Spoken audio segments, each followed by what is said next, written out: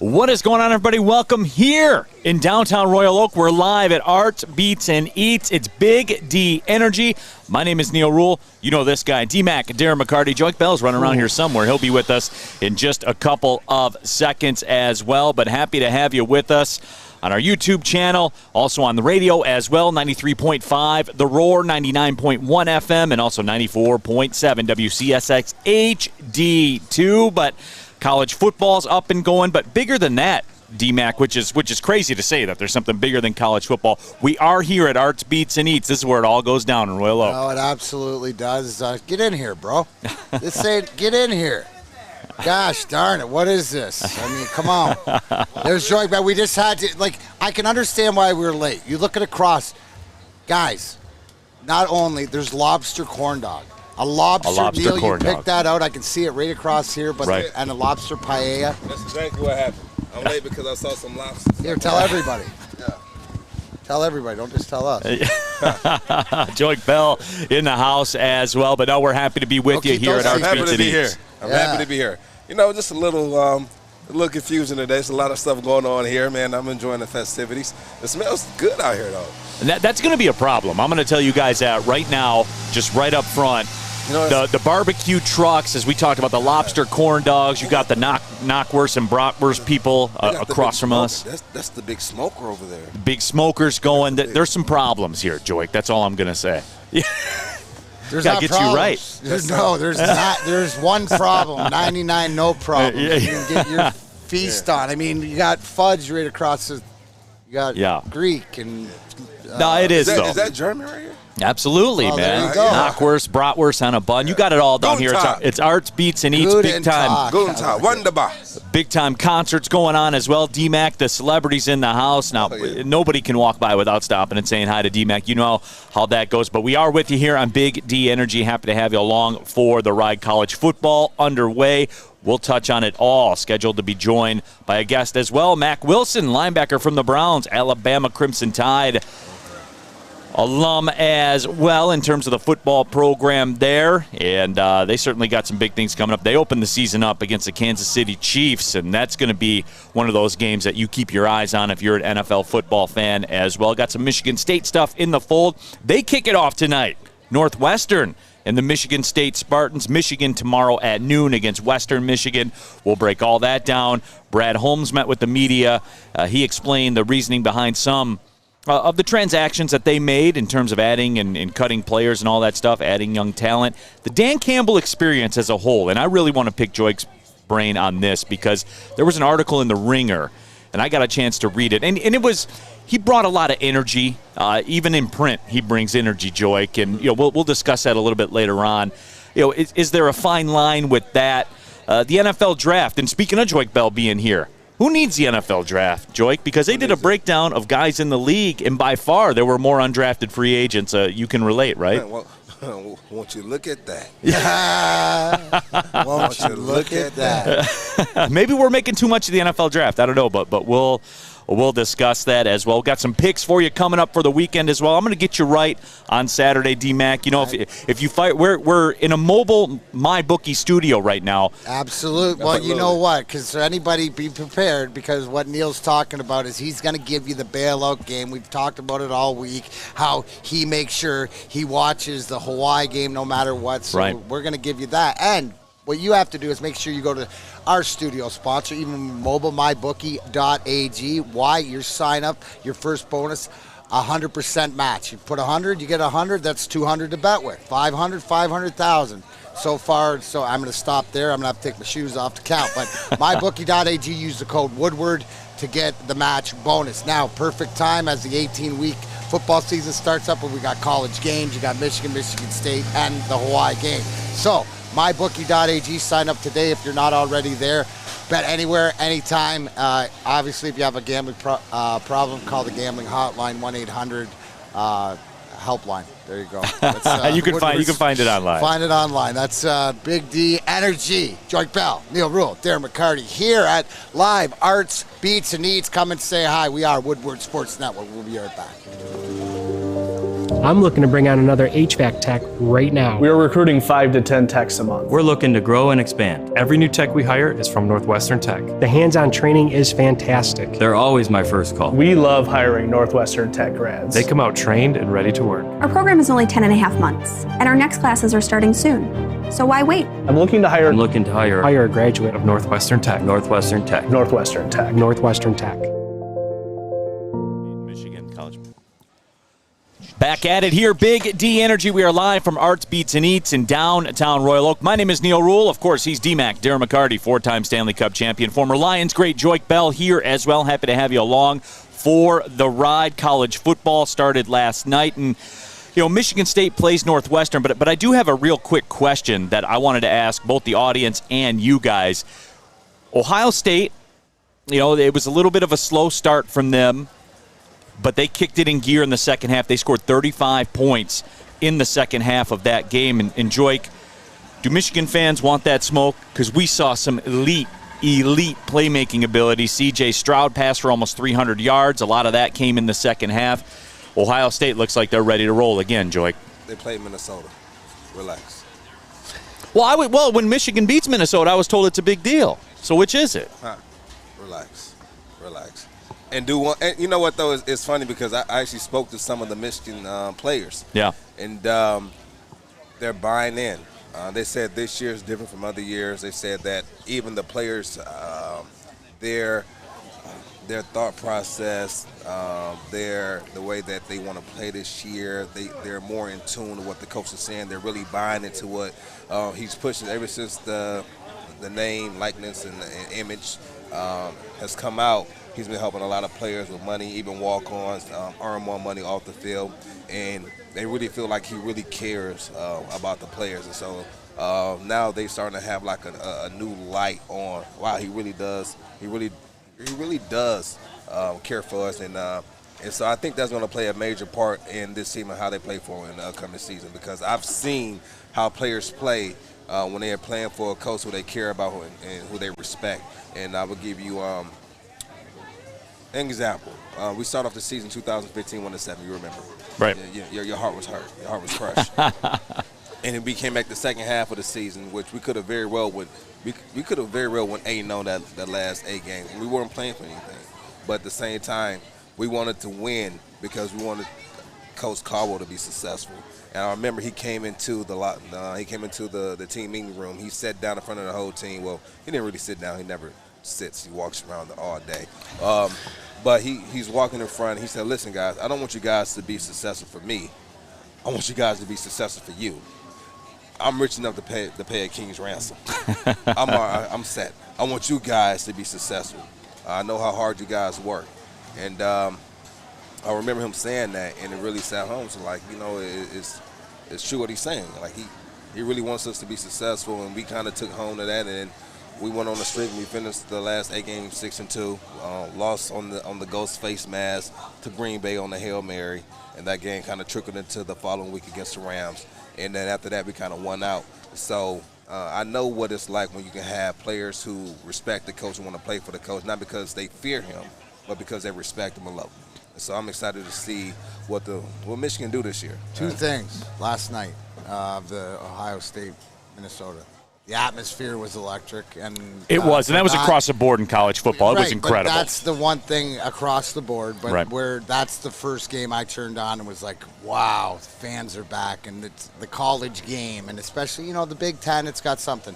Also, too, Ohio State's again another level above in the Big Ten. So what it was is, to me, it looked like a little bit of a rust, and I was hoping after the first half that they'd be consistent, but that just goes to show the greatness. So that just goes to show the greatness of Ohio State and Ryan Day being able to adjust. And, man, what they did the second half, you can't take that away. I don't care who you're playing. Well, and that's it, too. And I get what Joique's saying, and certainly there's some validity to what Joique is saying, but Chris Olave doesn't care about Jim Harbaugh or the relationship with the players.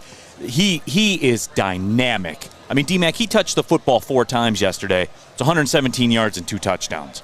They don't care. Well, that's the one thing, and to Joique's point about Jim Harbaugh and building culture, you got to believe in whatever the culture, the process, the team, the coach, all that stuff to be able to move forward and to be able to recruit guys, to be able to want to come to that culture. So what we're seeing is, you're going to see this in the great programs, is the fact that the guys are going to play or be recruited by them, but Ohio State has guys down that we haven't even heard about or maybe didn't get the juice or the fire, the smoke that they did, because it's a numbers game. So. Right. You know, yeah, you touch the ball 4 times for those numbers. I don't care where your eyes yeah, or who they were playing or anything. Right. But you did touch on something too, D-Mac. I mean, Joique, the atmosphere everywhere was electric. I flipped on the UCF Boise State game in the bounce house down there in Central Florida, as they call their stadium. I mean, the students were going crazy. The students were going crazy in Minnesota, at least until the fourth quarter. You know what it is? It's so much built up. You feel the energy here. You feel the energy, but you know we've been inside for a year, right. and a year and some change. We're ready to get outside. We want to explore. We want to have a good time with our friends. We want a lobster corn dog. Yeah. So last night I was on the highway the whole time because I had to drive 2.5, 3 hours to Battle Creek to go watch my son play. So St. Joe played Battle Creek High School, and I got to the game and the stadium was packed. Right.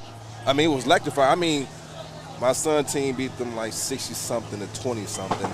But even with that being the case throughout the game, the crowd stayed into the game the entire game. And I think it's not just college football. I think it's high school football. People are just happy and excited to get out, kids running around, being able to enjoy themselves with their friends. And so it was good to kind of get out and see, things are starting to get a little bit back to normal. Yeah, absolutely. And I was doing PA at the Fraser High School game, and that stadium was packed as well. Yeah. Fraser, shout out Fraser, though, the 60-6 victory over Warren Cousino, by the way.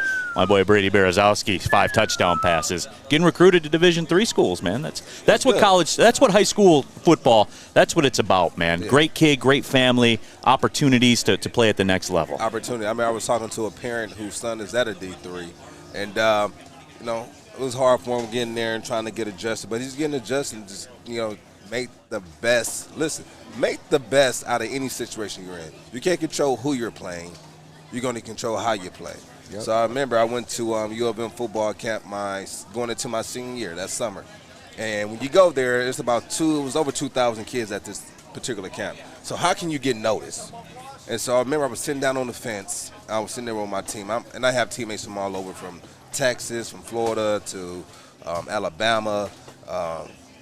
I don't know if I said Cali, but players from all over the country is all on this team. And so we get there, we're sitting on the fence, and they have these different events for all throughout the day. The morning time is the skills, skill camp. The afternoon is like tug of war team stuff, and then we have like this thing called the Air Force Games. It's basically like 7-on-7, but it's 11 people. And so during the tug of war, we sitting down waiting for our time, and Wayne State walks past. And I tell my team, I said, "Oh, that's Wayne State. You might want to go talk to him." And they said, "Wayne State? Where's Wayne State?" I said, "I was in Detroit." They said, "Oh, is it D1?" I said, "No, it's D2." "Oh, we're going D1. We're not going to talk to them." I was the only person got up. I went and introduced myself to the coaches at Wayne State University, and that was the only coaching staff I introduced myself to the entire time I was at that 4 to 5 day camp. And when the season was over with, they took down my information, and when the season was over with, this was the school that recruited me the hardest. Yep. Because that's the way it works, man. It recruited me the hardest, and so and you got work as hard as I recruited you. Yeah, and so you remember that? Yeah. And so they recruited me hard, and the head coach, the coach said, "Listen," because I signed 2 days after signing day, and the coach said, "Listen, as hard as it took me, or how hard as you made me recruit you, that's how hard I'm gonna make you work for me when you come here." And you're like, "Bring it." Yeah. And so I said, "Bring it." So I actually worked harder than what he wanted. He had to come to me and tell me, "Listen, don't work on your own. Just work when we tell you to work." I said, "All right, coach." I didn't listen to him. Yeah, but we're talking about college football, obviously. Ohio State, a 45-31 win over Minnesota. So, guys, I have to ask you this, and I have to ask the people that are watching as well. If you're a Michigan fan out there, do you want that smoke based on what you saw? I want the smoke. But listen, when you're the best, right, when you're the best or you want to be the best, you have to play the best. And that's one reason why it's this respect thing. And that's one reason why I don't like Grand Valley. Is not because I don't respect their program. I have the most respect for them. And that's why they get the animosity from me. Absolutely. Right? But at the end of the day, they're part of the GLIAC, so it's all love. But it's like, it's great competition, and the more competition you have, the better your conference will be. And I want the GLIAC to be known as the best Division II conference in all the NCAA Division II. And so, but what about those D-Mac? That's the players' perspective. Hateful respect. What about the fans' you can perspective of it? As you want. You're a fanatic. You Yeah. do whatever you want. If you're a Michigan, D-Mac, tell me, if you're a Michigan fan right now, what you saw last night, are you like, oh my God, like, damn? We want it. Well, I want to see tonight. because we'll see where we're at. And Yeah. so if we see something different, I think that's what we're all looking for. And no matter which team it was, is do you see a path out? With Harbaugh, we don't see a path out. So the fact that he knows he's got to rebuild this, and I'm willing to see, are they going to go out and play hard? Just do they not have the talent or whatever? But it's time for the smoke. They avoided it last year. Anybody who's wondering, we're down at Arts Beats and Eats broadcasting, and they were worried. But you know what? So much food around here. I did find something, even for Art, because Art, who he's lactose or glucose. Or No, he doesn't. He doesn't eat food. Well, I found something for him over We got some water for you, Art. No. They got jerk chicken for Art. There it is. Oh, yeah, there we go. Jerk chicken. There it is, you jerk. All those kids, trust me, he's not eating jerk chicken. But I think that, to Joique's point, you have to have that respect, healthy. You can have a hateful respect, but you got to respect your opponent because they're better. And I'm not gonna say I hate. I think hate is a strong word. But we talk about sports, man. It's a strong word. I agree. But I dislike them because I could never beat them. So it's just, like I said, with respect. Like I always have a good game against them, but we never beat them. We have one opportunity where I think we had a good shot. Was my junior year, and we lost. I think we lost by a touchdown. I think 21-14. It was a good game, but aside from that, it just don't sit with me right. It's still not sit with me. We are down here at Arts Beats and Eats downtown Royal Oak. My name is Neal Ruhl. He's D-Mac, Darren McCarty, Joique Bell in the house as well. Hey, how are you? Good to see you. Look at that. No, but wait, hey, how about that? How about that, D-Mac? I love it. Yeah. How about that, D-Mac? That's good. How about that, Joique Bell? How about that? Take that. So anyway, have I told you about Northwestern Tech? Go. Yeah. And the weather is good out here, so I don't think we need them today. But if we didn't need them, the time's coming where you're going to need them, though, in December. The time is coming. December and January. Yep. So if I told you about Northwestern Tech, start a new career in the industry that's always essential, the heating and cooling industry. To learn more today, tap into northwesterntech.edu. Joique Bell, Neal Ruhl, Darren McCarty, and this is Big D Energy. Hi, I'm David Hall from All What's up, man? How are you? With historically low interest rates and 5-star service, you could pay your mortgage off faster without increasing your monthly payment. Get started now at 248-308-5000 or chat with us online. Call hallfirst.com. Would you like to win a custom-built chopper while helping our veterans at the same time? Then watch as we turn this bike into a one-of-a-kind classic chopper. Watch the Call Sam Chopper Shop on our social media channels and get your raffle ticket today at callsam.com/chopper shop. Welcome back to Big D Energy right here on the Woodward Sports Network. Neal Ruhl, Joique Bell, Darren McCarty in the house. Flint's very own Arturo out here on site as well. Shout out to Stick, too, man. This cat is running around behind the scenes, doing it all, making it all go. I just stand here and talk, man. I got the easy part. All those guys got the hard part, but certainly we do appreciate that. Weather is great. Downtown Royal Oak, you know what the scene is like. The food is unbelievable. I'm having a hard time with all these different barbecue smokers that are around. That smell. You know that smell, man. It smells like Beyond Burgers on that grill. It sounds like Beyond Burgers on that grill. Appreciate that, Neal. Yeah, I got you, Joique. I got you, Joique. I was trying to talk to the people between the breaks because they was talking to us, and they see how I'm sitting next to a famous guy, so they can't. Do you know him? Do you know Neal? Do you know who? No, they said, do you two know who you're sitting beside? Yeah, absolutely. And they're like, who are you two again? The Golden Rule. Yeah. Oh, yeah. Yeah, speaking of Michigan, are these Michigan hats you see here? We got a Michigan fan right here. There is. There's some Michigan fans in the house. And you said coming from a fan perspective. Question: are you guys ready for Ohio? Is Michigan ready for Ohio State? Do you want that smoke with Ohio State? Do you want that smoke with Ohio State? You watched the Ohio State game yesterday, right? No, I was at a high school football game. Oh, okay. So Okay. you're lucky then. You're lucky. Because what you saw Chris Olave do out there on that football field is concerning if you're a Michigan fan. Okay. Are you going to the game tomorrow? Absolutely. Well, Western enjoy Michigan it. in the house. There he is. Come. Yeah. There he is. All right, There so he we're having a is. good time out here. We are live. We are live right now with Tom LeWine, former president of the Detroit Lions. Brought me to Detroit. Yeah, Tom Brought me LeWine here. in the house. Tom LeWine in the house. You were in Detroit long before I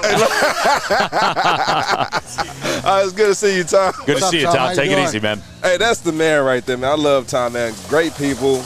Even when he left the Lions, we always kept in contact. He went to work for. He was one of the higher ups over at Shinola. Right. I think he's doing some work with Detroit Mercy as well, University. So it's great to see him, man. It's fun to be out here because of that, right? Like you literally don't know who's going to walk by. The fans walk by. Tom LeWine's in the house. Tom LeWine's in the house. You know his father's like one of the. Like he's the man here, here in Detroit. So shout out to the Tom LeWine family. Appreciate everything you guys done for the community. And man, thanks for bringing me back to Detroit. Oh yeah, there you have that. But hey, we're talking about it tonight. We wrapped up the Ohio State game a little bit. Talked to some Michigan fans live on the air. But tonight, Michigan State, Northwestern. Northwestern up to a 3.5-point favorite. The last I saw, and there was a story in the Detroit News. And Joique, I'm curious to get your take on this. Where Mel Tucker was out there, and D-Mac, you're a big accountability guy too. Mel Tucker was quoted in the story as saying, look, a lot of people have come up to me and say, oh, last year doesn't count because of COVID. You had to build the team off Zoom and everything like that. And Mel Tucker, not the media, not some communications guy from Michigan State, Mel Tucker was the one that stood in front of those cameras and said, you know what, no, last year counts. It's on the record. It counts. We're very impatient here. We're ready to go right now. I have full expectations for us to win. And as fans, Joique, and we've seen this with Dan Campbell as well, we like hearing that. We enjoy when the coach has something to say. You know, it could be like a Bill Belichick thing where you just go out there and state the obvious and move on. But as a player, you ride with that. Don't you feel that energy? I'm going to tell you this. When Coach Belichick keeps his mouth, I mean, he speaks very little. And then he goes out there and does. And says a lot. It says a lot. That's what his fans really appreciate. Yeah. All right. I remember we used to have this conversation back on the show back when where, you know, that press conference stuff, that's for the fans. That's not more so for us. We're not fans of that. We're fans of going out there and producing. But what he said, that does count. Whenever you're on the field, it does count. That is obvious. Now, I know that during preseason, I know that some coaches say, listen, this doesn't count, but it matters. Like that press conference, it doesn't count, but it matters. Yep. But it matters. It just goes to show you where the mentality is. Exactly. Listen, like it's like your parents setting the ground rules in your house, right? Like it's pretty much no curfew is 11 o'clock. It's not 11:01. It's not 11:05. It's 11 o'clock, right? So that's pretty much what he said. No, we're in pay, and it doesn't mean wins and losses, but if it's coming from the coach, and that to me, that's who Mel Tucker is. Having met Mel Tucker, having watched Mel Tucker, that is who he is. And I think that when your players take the identity of your coach or what he wants them to take, whatever that identity, because I say that because we didn't have the identity of Scotty Bowman, but we had the identity of what he all wanted us to be. So I like it coming out of this FriYAY. Is it a dangerous game, though, D-Mac? When you come out there and you publicly say that, though, that puts a number to it, right? Coaches always work in ambiguity. Listen, it's wins and losses. There's no number to anything as far as that, because it doesn't, in this case, it doesn't mean wins and losses or they're going to win, but there's also the expectation. We want to see that work ethic, and are they going to get better? Are they improving from what we saw last year? And that's just something to take pride of. It's sort of, I don't know, some people don't count different things, but to me, everything counts. So, and Joique, you said it. Might not count. Got an Iowa Hawkeye fan in the house, man. He's got the tattoo to prove it. They got the Hawkeye fans. We got the Michigan fans. Is that hanging off a string from his arm? You cut that string. I like it. Look at his arm. We even have Ohio State fans here. That's his arm. There are. I was wondering what that's amazing. You can get a tattoo on a string. This guy here. What are you talking? No, wait a minute. I don't have a dog. I don't have a dog in the fight, Joique. I'm just telling you what happened and what has happened. You don't have a dog. Where are you from again? What do you mean? Where am I from? Where are you from? Fraser, Michigan, man. Are you from Michigan? That's all that matters. So you got to go for Michigan. You don't. No, I don't, Joique. Yes, you do. No, I don't. What if your criteria is winners? Yeah. No, I prefer to follow a team that's done something in the last 2 decades, man. Hey, I look at the history. I look at the tradition. Before face masks, during leather helmets. Yeah, all that. Before back when Michigan was the only team giving scholarships, stuff like that. Yep, all that. We started this. They duplicate. We imitate us. I'm just telling you what is, man. I just go by what has happened, dude. That's all I'm saying. And the bottom line is Ohio State's beat them 15 out of 16 times. And I'm not a fan. What's the all-time record? I'm just telling you what it is, man. In the Michigan fan, we're always going to go to what's the all-time record? How about in the era of HD television? How about in the era of face mask? Nah. How about in the era of radio? Who's up? History. Yeah, history. Hey, Joique's got his little checklist. You know what I'm saying? Listen. If you don't know if you don't understand or know your past, history will repeat itself. And it's repeated itself 15 out of 16 times. But it's not repeating itself. Great. because people keep forgetting about it. I don't understand. We forget because it's so long ago. When I came to the Red Wings, all the cups that Gordy and all the guys had won beforehand, we're supposed to rest on that and not try to 100% get our own. Oh, D-Mac, you could have just said, hey, Gordie Howe played here. So I could take – so technically you got a Super Bowl. Bobby Lane brought you a Super Bowl back in the day. No, it doesn't make sense. What have you done for me lately? Call it like it is. I love what you said about talking to the players, and it seems like the Harbaugh's different because to me it seems different, not as vocal in the press, not being that, saying this. That what matters is action. Yeah. And what matters is they will play for a coach no matter who it is when they believe in them. We need to see that. They need to get drubbed, right? That might be the beginning of the end of the beginning, the end to the new beginning. But there's something that needs to happen, and you can't, forget us talking and doing it. Go out, let's see it, and then let's move forward. Well, that's our part of it, is the talking part of it. So that's that. I do enjoy that. But with all that being said, look at this Michigan team. The game against Western tomorrow. Michigan a 17-point favorite. From the MyBookie Studios, mobily, but from the MyBookie Studios, I always have to throw that in there when I let you know what the numbers are. But for this Michigan team, these games, Joique, are always dangerous for a program like Michigan because there's nothing really when you think about it. I know internally in that locker room, as far as play style or things that happen, there's positives that you can take away. But I'm talking about to the general public. There's really no positives, right? You come out and you drub Western Michigan, you were supposed to. But if you struggle, they'll say, "Oh, here we go again." Is that something similar to when Appalachian State came in here and beat Michigan here? Right. It's something similar? It's very similar to that. It's like. Well, that was different. They weren't Division I, right? No, they do one AA, but they still do one. They still do one. No. One AA. Sorry. Yeah, one AA. But but even with that being the case, Appalachian State there were no slouch. Well, no. Look at what they're doing now. They're succeeding now in the Sun Belt Conference. Yeah, they're no slouch now. Right. So. But at the end of the day, it's Michigan football, and this is supposed to be a tune-up game. We're supposed to have the elite of the elites. Sure. And a game like this against Western Michigan can be something similar, but, hey, it could be a tune-up game, and we can go up there. We can win by 17, we can win by 5, or we can win by 30-plus. We don't know. All this right here is hypothetical. Hey, Neal, these are all our opinions. These are all our opinions. I got sure. Neal, Rake, I got the chat up. YouTube, thanks for everybody who's on there. Neal, the people need to know what Michigan did for you to create this hatred. It's not hatred. It's not hatred. It's truth. Yeah, guys, let me get this out there right now. I don't hate them.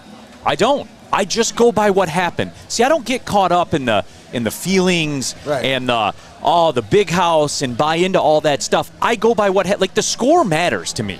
The results matter. I'm different in that respect. No, you're right. I don't care about the pomp and the circumstance and the winged helmet and the 1950s and stuff. It doesn't matter. That doesn't matter. They haven't been competitive in the Big Ten going on 2 decades now, man. Those are the facts. I can't. Again, you don't have to believe me. You can go to Google and look it up.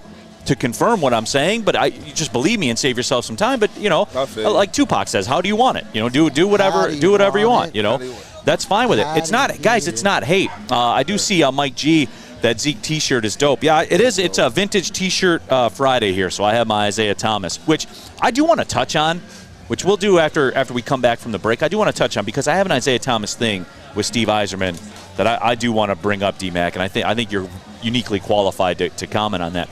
But there's no hatred about it. I just go by what happened. And if you're a Michigan fan and you're sending in your comments right now saying that I'm a hater, I mean, are you happy with the way it is right now? And if you're not, then you're saying, yeah, I agree with you, Neal, right? Joy, I mean, am I crazy here or not? No, you're not. I don't think you're okay. Crazy. You're not crazy, but some people don't like facts and stuff like this. But you know what facts that I got? And What's I that? don't have my machete. Let's pretend. CoastPortland.com, yes.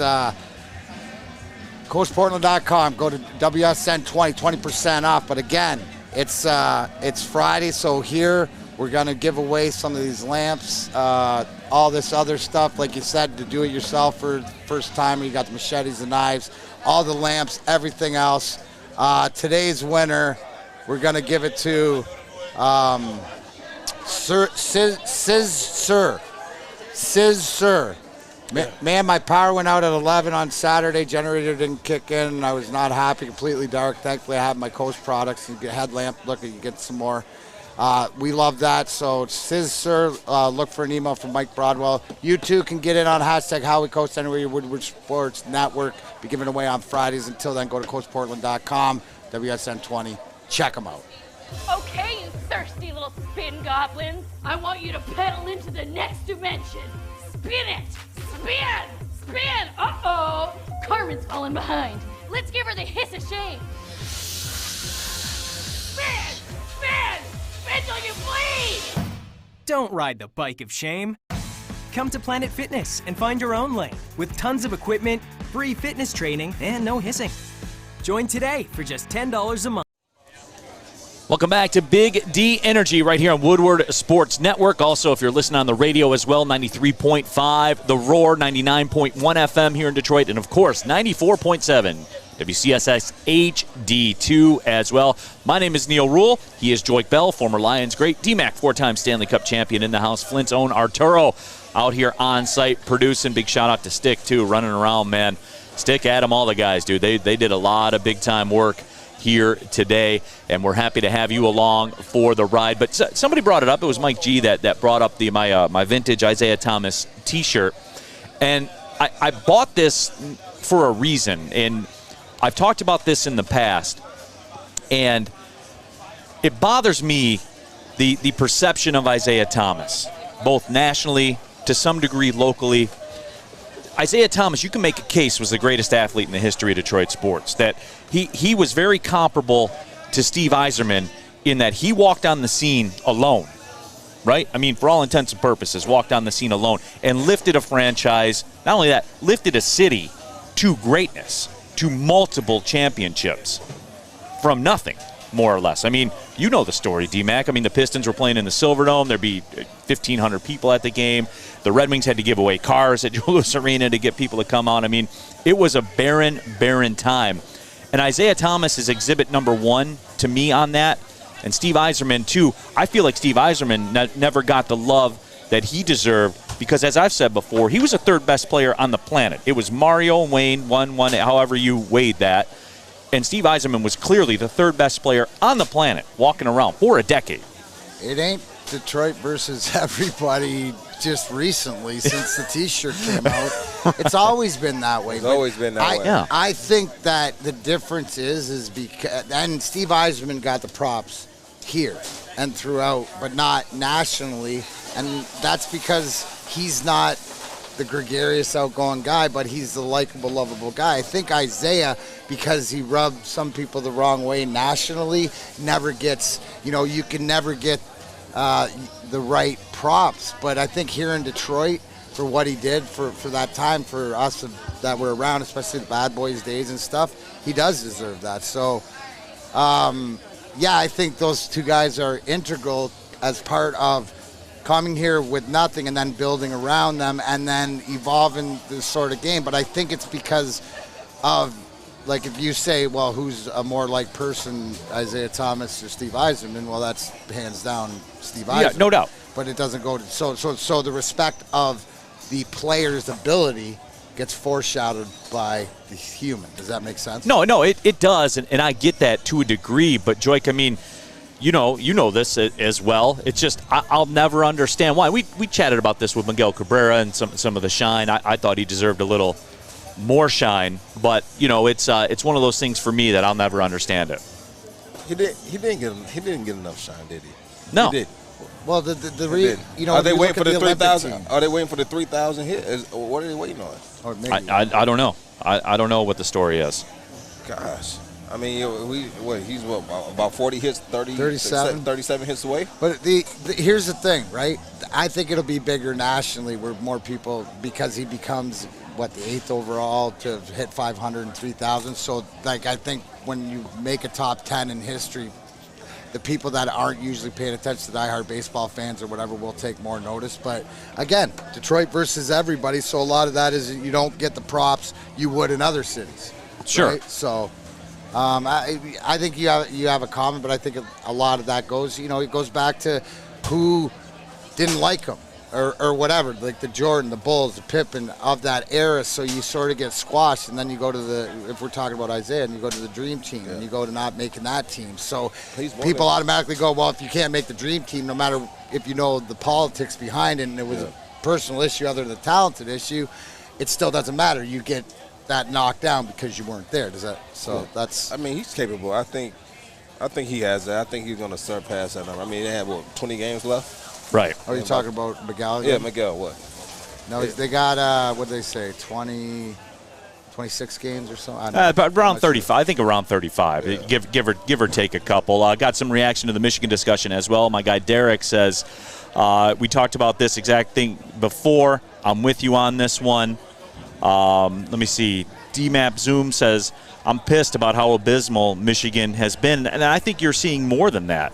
Mike G says, rule breaker, you speak facts. Football in the big house is just a precursor to a good meal and a few cold ones on Main Street. The football thing is just something to do, and I have season tickets. So the tide is turning.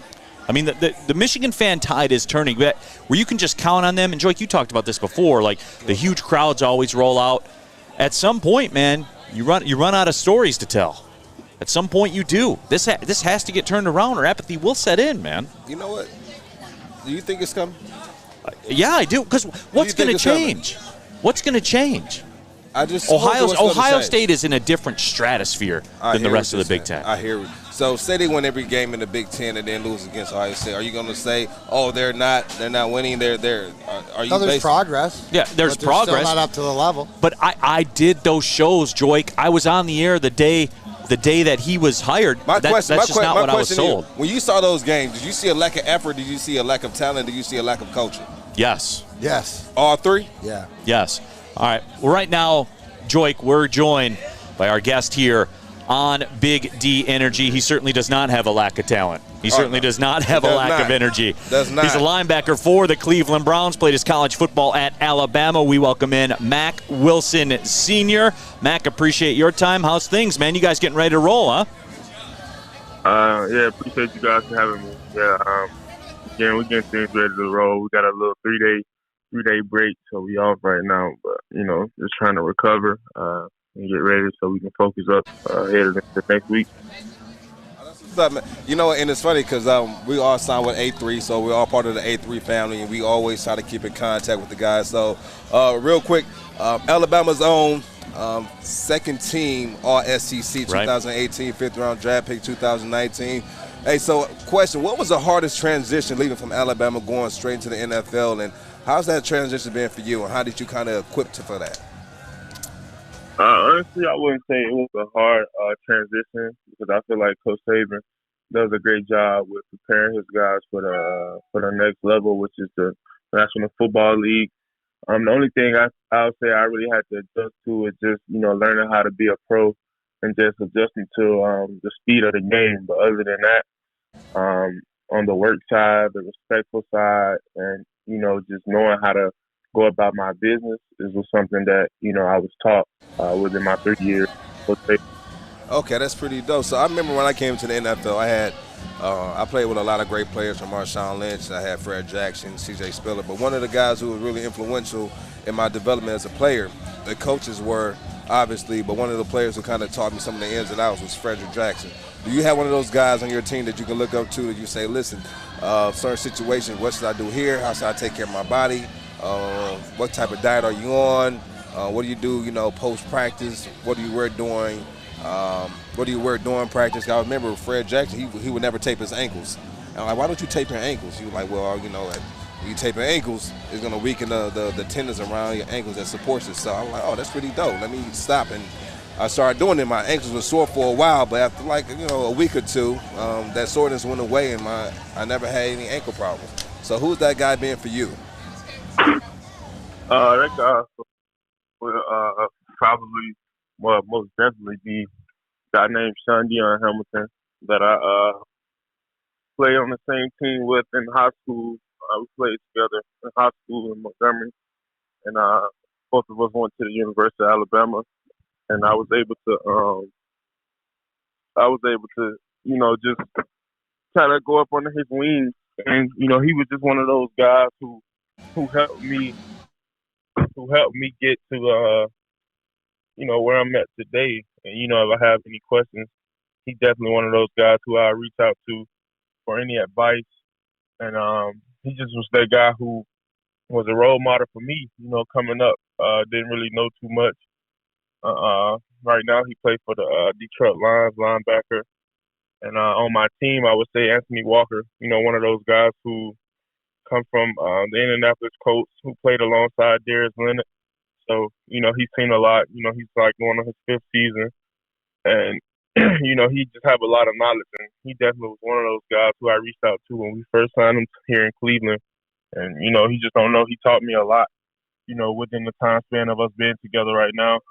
And, I just can't wait to continue to learn from him and get this thing rolling with him this season. Mack Wilson Sr., linebacker for the Cleveland Browns, obviously out of the great University of Alabama, coached by Nick Saban. My question to you, now that you are a veteran, you're through that sort of first few years, stuff like this. What is it like going into the season, or what do you focus on? Is it easier? Is it more excitement? Is it more anticipation of what you guys got to go? But how does it change from, say, your first camp? I'll say, I've got 2 seasons under my belt, and headed to this off season before this year, I just had a lot of time to just think about everything that I've seen or been through about you. And, I just told myself, and my mindset was to just think about it as college. Go back to how I was in college with, having fun and, just doing me basically. And that mindset set me up, to be successful this off season. Feel like I had a great off season. Can always be better, but the game definitely slowed down for me. Even throughout the preseason games, I understand teams not really doing much, but I just feel like I see stuff before it happens, and just with that experience, it didn't help me. It helped me develop, my game to the next level, and I'm super fired up and super pumped, to get things rolling. I can't wait to see how this thing shake out. Mack Wilson joining us here of the Cleveland Browns, plays college football at Alabama. You can check out his clothing line at playmakerbrand.com, so make sure you jump on there. Check out Mack's clothing line. But Mack, I have to ask you about it because it was in the news, and I'm here for this kind of stuff, man. Just so you know, Mack, I'm here for it. You made some news when you posted on Instagram a clip of Madden, of you guys playing Kansas City. You had the Browns winning in that game, 105-16. And certainly, you guys captivated the football world, I think, last year down there in Cleveland. You guys were head up with the Chiefs. I mean, just going back and forth, one play made the difference, possibly between you guys, losing that game or going to the Super Bowl. Mack, as you look at it, you do stuff like that. You want that smoke, though, right? You want that opportunity to go into Kansas City. I mean, you'd rather play the game in Cleveland, I know, but you want to square up with those guys again, don't you? Want what they have, don't you? Yeah, no doubt. Obviously, you look at the Chiefs and look at all the success they've had, over the last few years, and and I'm sure they know that the Bulls are on their back. Everybody wants to beat them. And with us here in Cleveland, we really don't focus on nothing like that. I say we take it one game at a time, but of course we going into week one, preparing ourselves and wanting to win the game, of course, with, how we went out last season, didn't go out how we expected, and I'm sure everybody wants this game. This was the team that put us out the playoffs, so yeah, all the guys fired up. I'm sure everybody's going to be locked in, headed into this game. It's going to be exciting, and we're just going to go out there, compete, have fun, fly around, and we'll see what the score is at the end. Here we go. Real quick, Mack Wilson, you talked about your high school days back. It was at Washington Carver High School? Yes, sir. Yes, sir. And so let's take it back then. So, Mack Wilson Sr. here, guys, but a.k.a. Lindell Santrell Wilson. So how did you get the name? Yeah. So how did you get the name Mack? Is that something? Was that a family name? Is that a nickname you gained over your time playing the game? Actually, my grandmother off my father's side, she gave me the nickname Mack.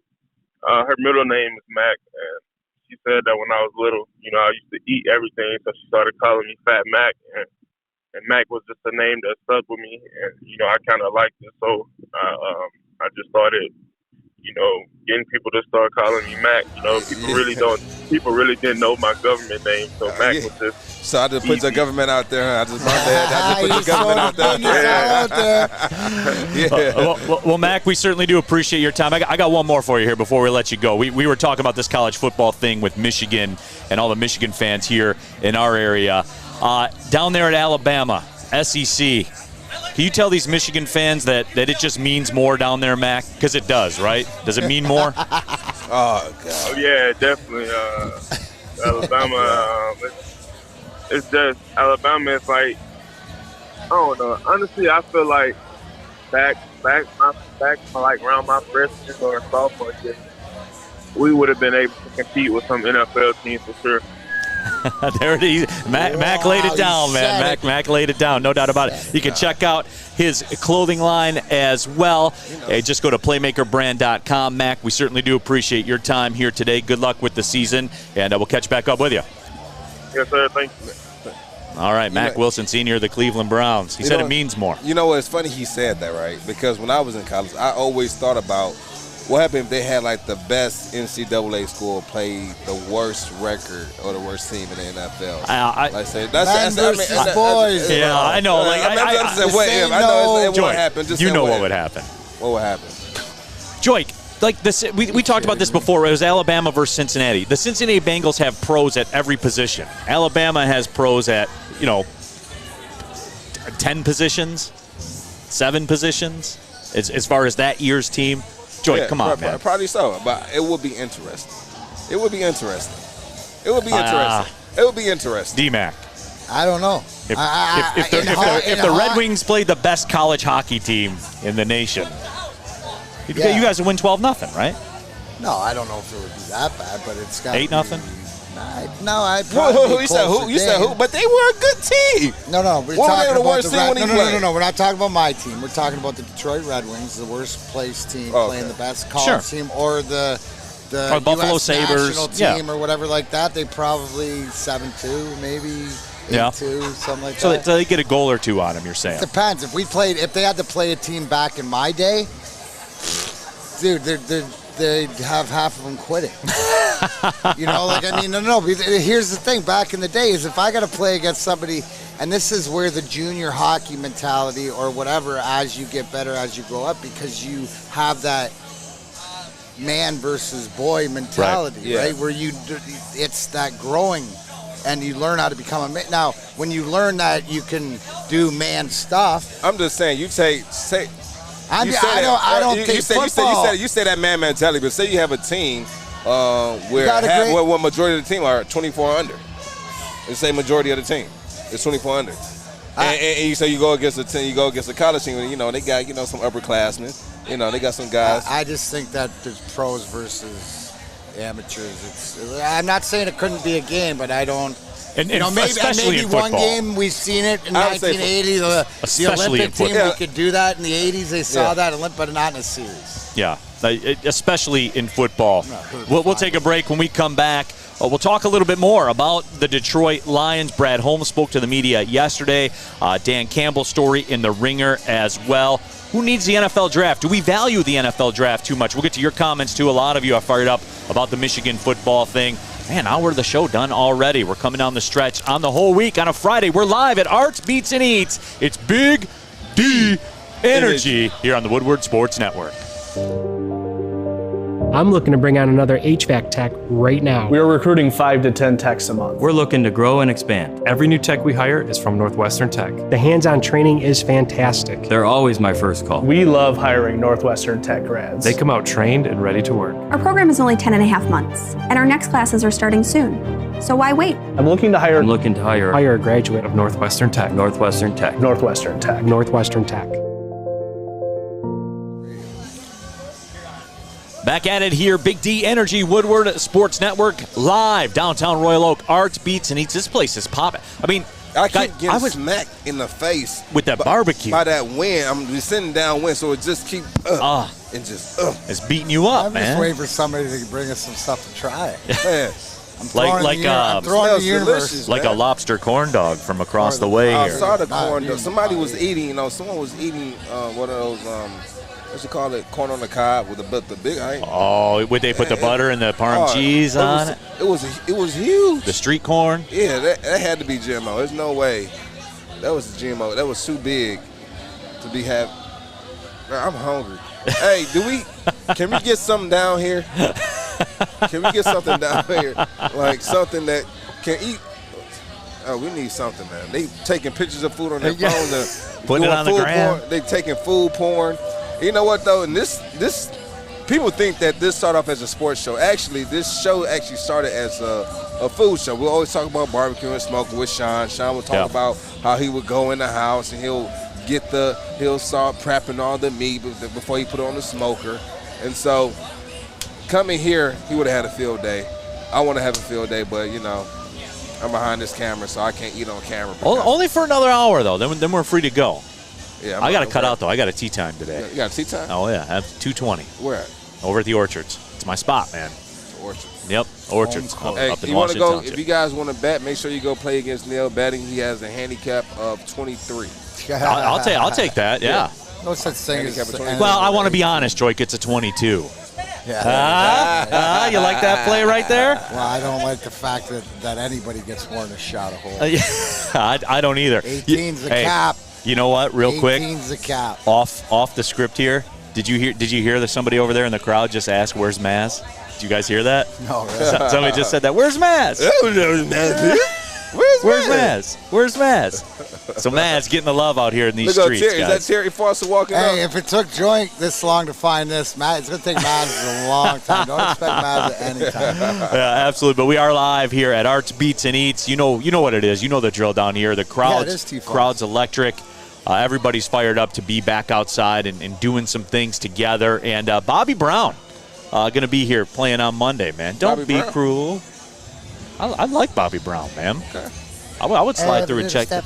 Yeah, man. See, that's the stuff. Stone Temple Pilots will be playing as well. I mean, they got it popping out here. There is no doubt. And, of course, we've been talking about the food. He is. T. Foss. Terry Foster, everybody. The man, the myth, the legend. Yeah. Terry Foster here, guys. Can't be Arts, Beats, and Eats without T. Foss, Terry Foster. Come have a seat, T. Foss. Oh, yeah. Let's get T. Foss a script. Yeah. T. Foss is above the script. I think him and Braylon are going to go at it later. You know what, man? He can get down here. We're going out on Twitter. When you guys want to hear a true professional, Terry Foster, true professional, go follow him on Twitter at Terry Foster. Always puts out good information. Always putting out good information about Detroit sports. Yeah, and T. Foss getting ready to sit down with us as we'll chop it up for a couple minutes. But, Yeah, just down here at Arts Beats and Eats, having a good time, taking in all the fans out. Fans are cool at stopping by, saying hello. D-Mac by far the leader in the clubhouse by that. Joique's getting his people out here as well. The boss comes out to see Joique. Yeah, this is my hood. Yeah, it's like, dude. It's like, absolutely. As we welcome in Detroit sports media legend, I love doing the shows on Monday with him. T-Foss, Terry Foster in the house. No, we were talking about Joique yesterday, and I didn't say it, but I meant to say it, that Joique is more like the professor now. He is. That's a good way. He's turning into our little professor. He's got little glasses on, and he corrects you every time you're off the beaten path. So no, I don't. Yes, you do. No, I don't.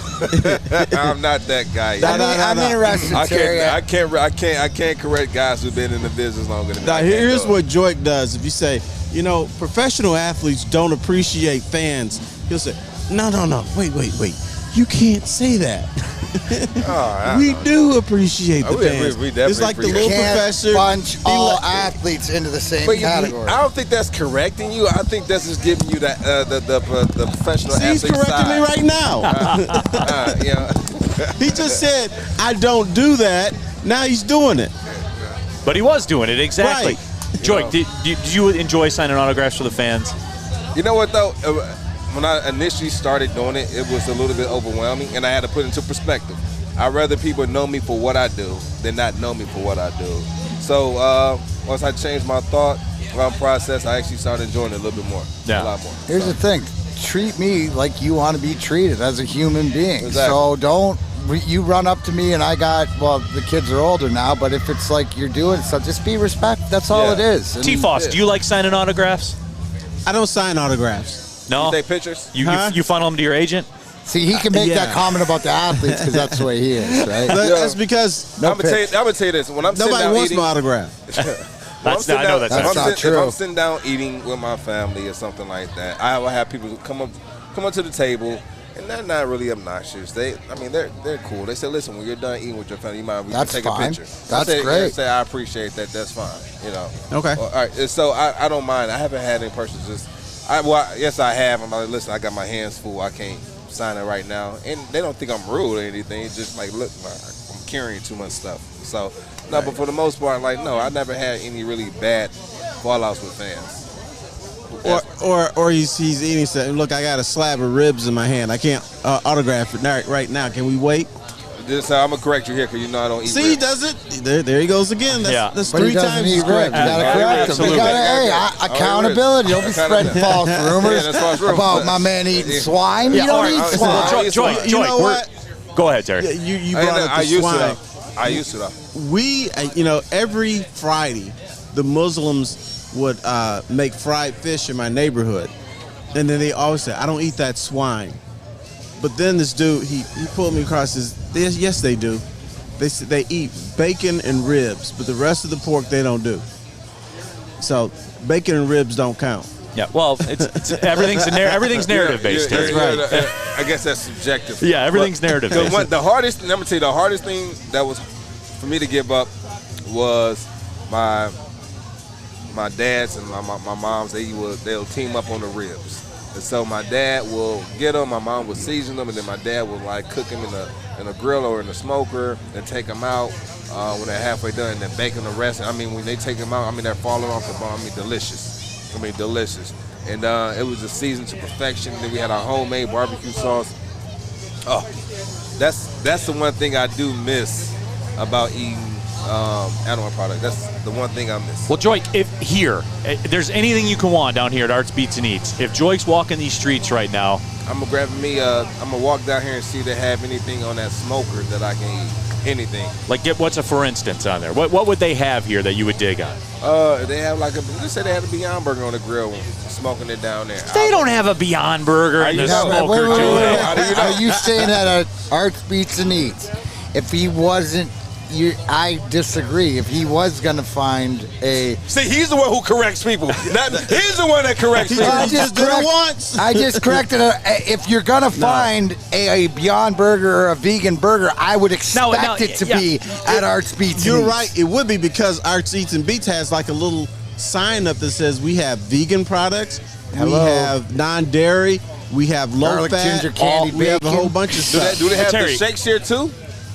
Probably. Vegan shakes here? Oh. Yeah, you can get a shake, sure. Yeah. Terry, all I'm saying is that smoker that I walked by, there was no signs of a Beyond Burger being in that smoker. But you can find one. Yeah, she's got it right there. Yeah, you see that corn? That corn on the cob You right could there? eat that corn, Joique. Yep, I can have that corn on You the could have cob. that corn. Smash on that corn.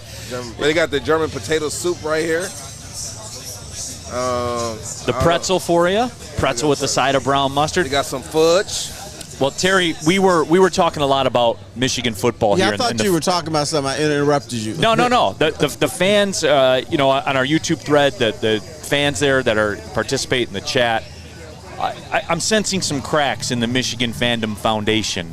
And I asked Joique earlier, these games, like for Michigan against Western tomorrow, Michigan a 17-point favorite, there's nothing Michigan can do for you to say, okay, everything's cool. But there are a lot of things. There's a lot of landmines they could step on too. It's a no-win, all-lose situation for Michigan tomorrow, isn't it? Almost. Now, if they smoke them like 50-0, then you got to say, wait a minute, because Western is not bad. But then you got to say, well, maybe Michigan has got to get together. But if it's like 30-21 or something like that, then you have to question, okay, what's up with Michigan? Are they going down this rabbit hole again? Right. And that was my big thing too. I mean, because Joique always talks about the wins, right? And those wins, like the missed field goal by Army a couple seasons ago in the Big House. Army had a game-winning attempt at a field goal. Like, that's what it was. That's not me being negative. That's what it was. Those are the types of things I'm talking about. They can win and come out worse than they are going in. Absolutely. When you're a program like Michigan, really what you should do, every year you should be 2-1 or 3-0 during the preseason. Because you might play Notre Dame, and that could be a loss, but you're going to play Western Michigan and Alcorn State or something like that, so they can get money. This isn't a test of wins or losses. It's actually a test of giving the smaller school a nice paycheck, and then getting people to come into your stadium, and just seeing what your team is all about. It's progressive. I mean, for instance, last night. People are going to criticize Ohio State a little bit because they didn't blow out Minnesota at first. But Minnesota is a Big Ten team. Minnesota appears to be pretty good, and I'd much rather see Ohio State playing Minnesota than playing Alcorn State. So I think we try to have it both ways as we look at observers. These games against the lesser teams, I'm not really interested in them, and for the most part, they don't show you anything. But if you blast somebody 60-0, I don't care who you're playing, you've made a statement. Yeah, no, and there is a degree of truth to that, no question. And especially the Michigan fans, they will go in overboard because they are desperate for it. So as I said last week. And Terry, you and I did the show. As I said last week, with the Illinois-Nebraska thing, I wanted everyone on both sides to tone it down. I didn't want to hear Nebraska was back. I didn't want to hear Illinois is back and Brett Bielema. I didn't want to hear any of that. Same thing tomorrow. I mean, the truth will be told when Washington comes into town. That's the only game. You didn't hear people correctly. They didn't say Brett Bielema is back. They said Brett Bielema is fat. Yeah, oh, my bad. So you got to listen a little closer. My bad. We are live here at Arts, Beats, and Eats. We'll take a break. When we come back, we got Terry Foster in the house. I do want to touch on some line stuff. If that's cool with you, Terry. You're here, man. Like, fine. The man of the people. Man of the people. We'll talk Detroit Lions when we I was looking for some ribs, man. You're looking for some ribs? I will do some burnt ends maybe once a week. I will do that. I'm not going to lie to you. Listen, I will get up. I will go over there. I will see if they have some ribs for you. And while I'm doing that, I'm going to see if they have some Beyond Burgers over there. Or some Beyond Fries. Chitlins. Oh my God! I just can't do chitlins, man. No? Have you ever? I did chitlins growing up though. I did chitlins growing up. I hate them. I love soul food. Grandmama used to make me help her clean them. Ooh. Oh, that's why you don't like them. I never had to clean them. I just showed up on Christmas and Thanksgiving. My dad made the best chitterlings. Yeah, I know. Some people call them chitterlings. Chitterlings. You just didn't like the labor behind it. I never had to do that. That's why I'm not a big. That's why I'm not a big barbecue guy. Like it's so labor intensive. The smoker and the prep and the seasoning and all that you stuff. put it on for 6 hours and go do something else. Yes, but listen though. This is why my mom and dad attack it as a team. My dad would buy it. My mom would season them. My dad would just cook them and then boom. But I'm lazy though. Like I admit that. Like I get my workout done in the morning and then I feel like I'm off the clock the rest of the way. Neal, you're not an artist. You have to. That's true. Look That's at absolutely it. true. When you put these suckers on the smoker, I don't grill them. I smoke them. I know in 5 or 6 or maybe 4 hours they're going to look like pieces of art and they're going to be delicious. Yeah, I'm not an artist. If you saw my handwriting, you would concur. We're gonna take a break. We come back, some Lions discussion. We are live at Art Beats and Eats. It's Big D Energy on the Woodward Sports Network. Tony is a third-generation logger that has a simple, practical approach to life and work. That's why his Coast DX342 knife is perfect for him. The stainless steel blade is rust-resistant and made for all-weather use. And the double roll-lock safety ensures that it will never inadvertently close when he doesn't want it to. That's why Coast is trusted tough. Welcome back to Big D Energy. What is that, like the jerk chicken? Yeah, No, that's like the wok. They got a huge wok, and it does. You can get chicken in there, but they got a veggie one, and when they do it in a huge bowl and stuff. Yeah, guys, we're down here at Arts Beats and Eats, downtown Royal Oak. D-Mac, Joique Bell, the godfather of Detroit sports media. Terry Foster in the house as well. My name is Neal Ruhl. Happy you are with us. We got all the comments going on. Mike G says, I love swine. Deep fry that bad boy and make it crispy. Tammy Chin says, I'm glad they don't have a smell vision on YouTube. Hey, Tammy, you should be glad because it's hard. It's hard sitting here. It's like literally, it's like the little air that you can see on cartoons. Absolutely. And as you're doing the show, the smell goes into your nose, and you're smelling, and your brain kind of dissects it, and you're like. It just Young makes Joy, you stop. You like chitlins, right? No, used to. Used to like them. Yeah, I used to like them. But because I was going to say, you got to admit, when they cook them, the house smells awful. You know what? I don't know, but I never would smell them when they cooked them because they probably cleaned them that good. I don't know. Oh, get out of here, dude. No, you don't. That's the best one of the day. You know, they clean them so good, bro. It's not our house. That was such a Joique Bell answer. I'm going to stop calling them Joique Bell and call them Jive Bell. Come on. Still be JV, no doubt about it. Did want to get into this Lions discussion, and there was a story in The Ringer, and they did a deep dive with Dan Campbell. And we discussed this a little bit to a degree, but I do have to go to Joique on this because you've heard the talking points from Dan Campbell, and that's all we have right now. I mean, we have a preseason and we have talk, and that's all we have to go on. Yeah, so but and even though they went 0-3, I don't look at that. I look at preseason just as a tune-up to kind of learn as much as you can about the team to make sure you have everything you need to kind of dissect the type of talent you have, the talent you need, the holes you need to fill, and sometimes, like some of these players are going to be Band-Aid players, for a while, and we'll see how they develop throughout the season.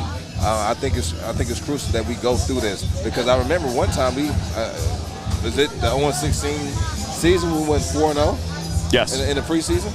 Yeah, and there's no stock put in the results. I'm just talking about like Dan Campbell, the coach, and my buddy Dennis is he's on vacation in Arizona. I have no expectations. Yeah.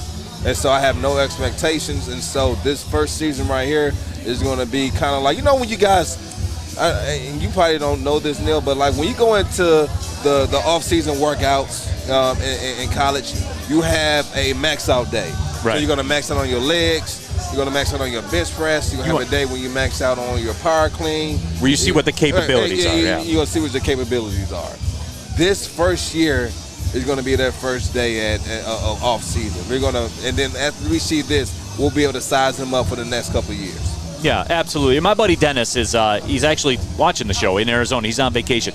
Terry, he wants Dan Campbell to be a good coach. He wants Dan Campbell to win so bad because this story in The Ringer and all the quotes and everything like that. I mean, he consumes them.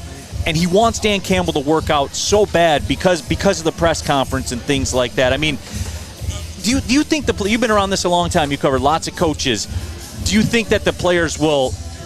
I don't want to say it will just hurt Dan Campbell in the long run, but will it hurt Dan Campbell in the long run? Will people turn and say that was all talk if it goes bad? I think short term, Dan Campbell's going to be viewed as a buffoon because they're going to have a losing season. That's imminent. Nothing can change that. So with all apologies to the 10-7 limit. You want to tell Art that? Just tell him so he gets ready for his tattoo. He's trying to get me on that 10-7 limo. No. It's not that though, Terry. My question is he going to be looked up as a buffoon this first year? Yes. Or if he starts winning 2 or 3 years from now, they're going to say, oh, no, he's not a buffoon. Right. He's just eccentric. But I think what happens is the public doesn't, and they can't do it. They don't do a deep dive. They just look at somebody and say, okay, he's a clown. They're 4-13. He's silly. But if let's say he's 10-7. And he acts the same way. It's just, it's just a different way. He's eccentric. So wins and losses changes the perception. And I remember Chuck Daly used to tell us all the time, wins covers a multitude of sins. In other words, there's a lot going on wrong here, but we're winning. And so that's kind of brushed under the rug. And I think the perception with Dan Campbell's going to be, in the short term, this guy doesn't know what he's doing. He's stupid. He's silly and everything. Yeah. But you got to give it time. Yeah. I think it's national. You're talking national. It's national versus local. Sure. Right? Locally, right? We want to know. We don't care because it's the same thing about the kneecaps comment. The same thing about the national because they don't do the deep dive. So what we have to see here is what Joyce's talking about. Is their direction moving forward? Because to Terry's point, buffoonery turns into eccentricity. If they're better in 2 years, turns into, he was great, and you called him a buffoon 6 years ago or 4 years ago or 3 years ago. He's something else. So to me, it's as a fan, do I see the progress that I hadn't seen before? Is the message getting across to the team? And then on top of everything that we're going through, say as a talent and roster standpoint, how many first-year coaches have been able to come into the NFL and be successful right off the bat? How many? The percentage is low because normally with this type of roster, you're going into a bad situation because while you're there. The other guy didn't work out. Yeah, you never find great coaches coming off multiple Super Bowl wins available. It doesn't happen. But Joique, when you see this as a player, break it down, man. When you see this as a player, does that make you buy in? Do you not care? Do you not read it? Do I see what? Just things like this Dan Campbell story in the Ringer or the quotes, the kneecap. Do you buy? I mean, I know you have to. Like I know that, but am I overstating it? Am I understating it? Like I'm gonna tell you this. I play on every team I play for. I play with this chip on my shoulder of, I gotta make this team because I know I can play at this level. But when I came here to play for Detroit, yes, I played for the coaches, but more so for the coaches, I was playing for the city. Like, I was playing for the city. And the great thing for me, the biggest compliment I can get from a fan is say, listen, when you out there, you represent the city. You represent us. We see the way you play. We see the type of effort you put in. You have no quit when you play. And that's the biggest compliment that I could ever get from a fan here in Detroit because it sat home to me because they really saw that I was really playing for them. I was playing for the people who've been through the blue collar. But do you care what the coach says? Yes, you care. Yes, you respect to the media. Yeah. No, we don't care about that. Okay, that's what I was driving. You know why? You know why though? Because we're taught not to even.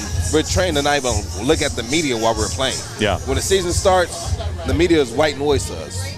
And that's another reason why we rarely talk to the media or we try to get the media too much or too little because that's kind of how we're trained. Because the media is not your friend, is what they teach us. Yeah. Where you going? They're not your friend.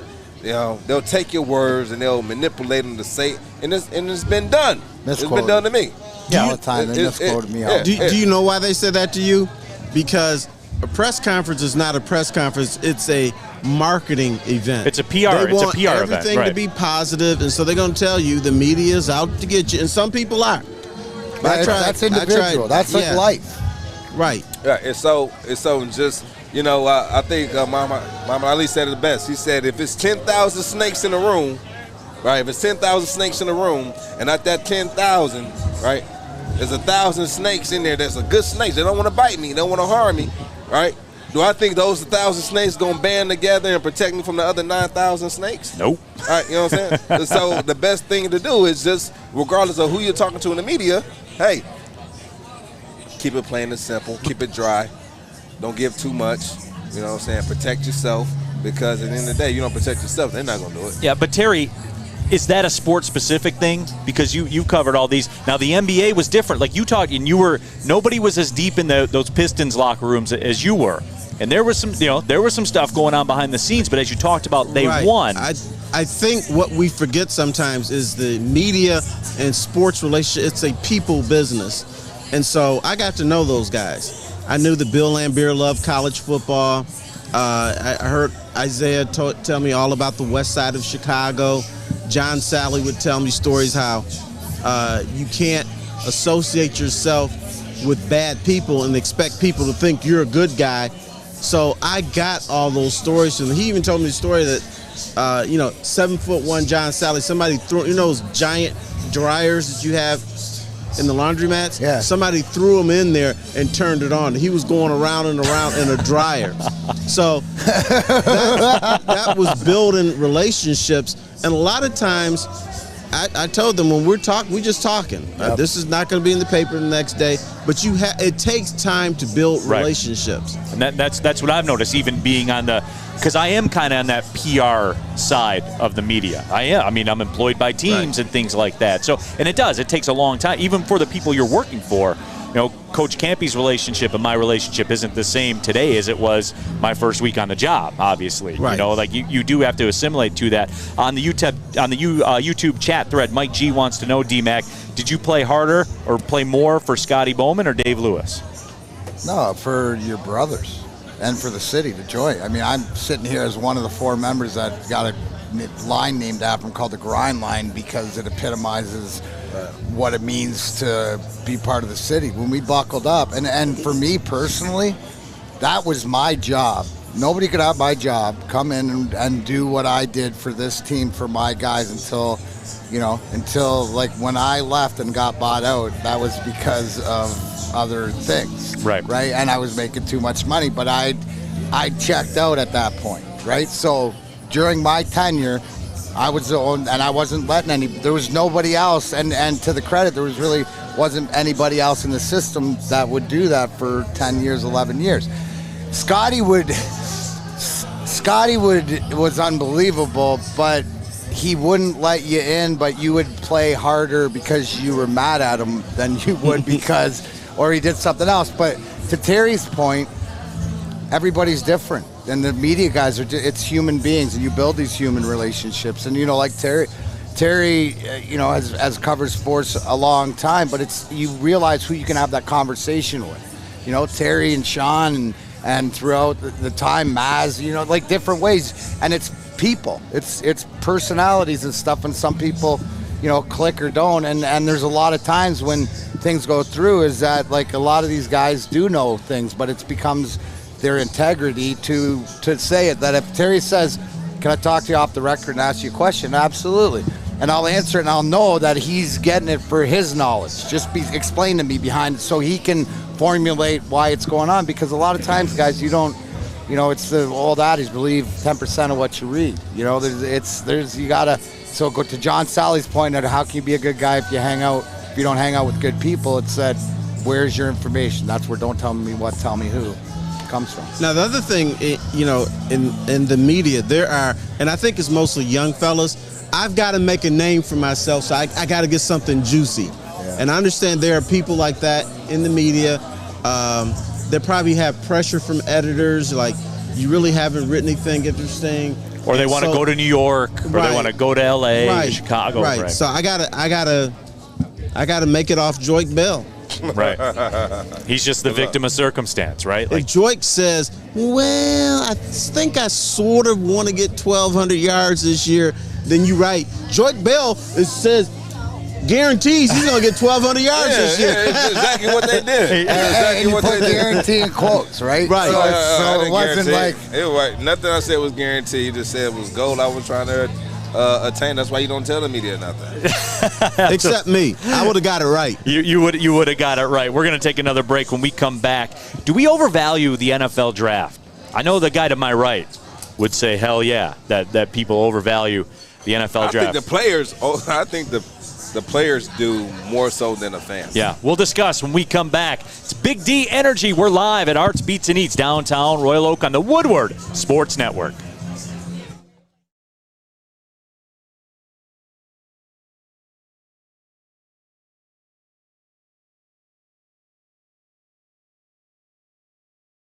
OPA, introducing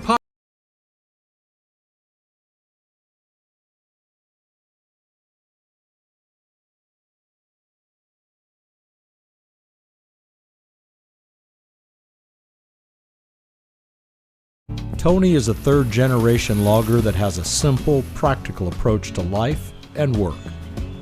That's why his Coast DX342 knife is perfect for him. The stainless steel blade is rust-resistant and made for all-weather use. And the double roll-lock safety ensures that it will never inadvertently close when he doesn't want it to. That's why Coast is trusted tough. Welcome back to Big D Energy Live from Arts Beats. And if you guys only knew what goes on behind the scenes here, this Art and Joique thing, man, is real. Art's been in the pressure cooker all day, man. He's holding down the fort, though. Art's doing a good job. I'm sick of him. But you got to respect the job he's doing, though, man. I respect the job Adam's doing. Adam, Art, Stick, all of them, man. They're holding it down. Shout out to my man Stick telling me to go one spot. He's Joique Bell. Damn, in this state we got Michigan State, and we got Joique and Art. Yep. Pick a team. It's a long team. Which side are you on? We're broadcasting live. Well, you got Team Art or Team Bell? Yeah, we're Team broadcasting Joique. live from Arts Beats and Eats. Somebody asked on the YouTube thread as well. Ryan's reaction wanted to know where we're at. We're at the corner of 5th Avenue and South Washington. That's exactly. We're right in the mix. It's South Washington. Yep, that's exactly where we are. Yeah, y'all got a prime spot. Yeah. Yeah, we're in a prime. This prime location. Yeah, absolutely. And the food's around, the music's going, everything. Delicious, great, festive people. My guy Bobby Brown will be here on Monday night at the main concert stage. Stone Temple Pilots coming up this weekend as well. So they got some big time acts coming through here, and it's a lot of fun, and we're having a lot of fun as well. Mack, Darren McCarty in the building as well. But I did, and I really thought of Joique when I saw this one come across Twitter yesterday, and it made me raise my eyebrow. And Spotrac is a website that I use a lot.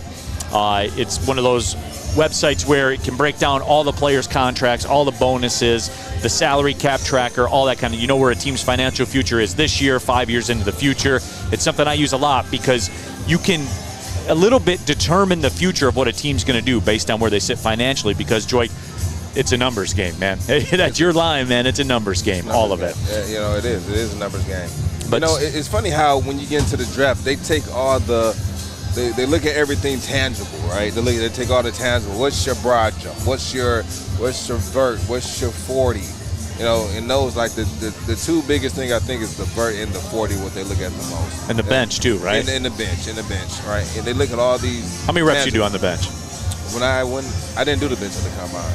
I damaged my wrist at the Senior Bowl. Oh, okay. Yes, at the Senior Bowl. So I didn't do it. But I would have gave him about 20, 22. Yeah. That's doing work. Yeah. I would have given him about 20. And then when you train at 20, like say the most you ever got during training, say 20. When you get to the combine, your adrenaline's pumping. You might be able to pump out, 2 or 3 more. Right. And so it's like when you run the 5K or the 10K or the half marathon and the crowd's around. You got a little more juice. Yeah, you get a little more juice, And it's funny how that works, right? Right. How that works.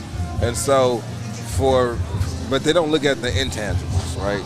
Of you watching film of a whole game film, and a guy picks the ball off in the end zone on a 2-point conversion, and you chase a guy down from 10 yards behind him in the back of the end zone, and you catch him at the 1-yard line. 40, forget a 40, that's hard. That's a want-to game. That's a want-to thing. And so they don't see that at the combine, right?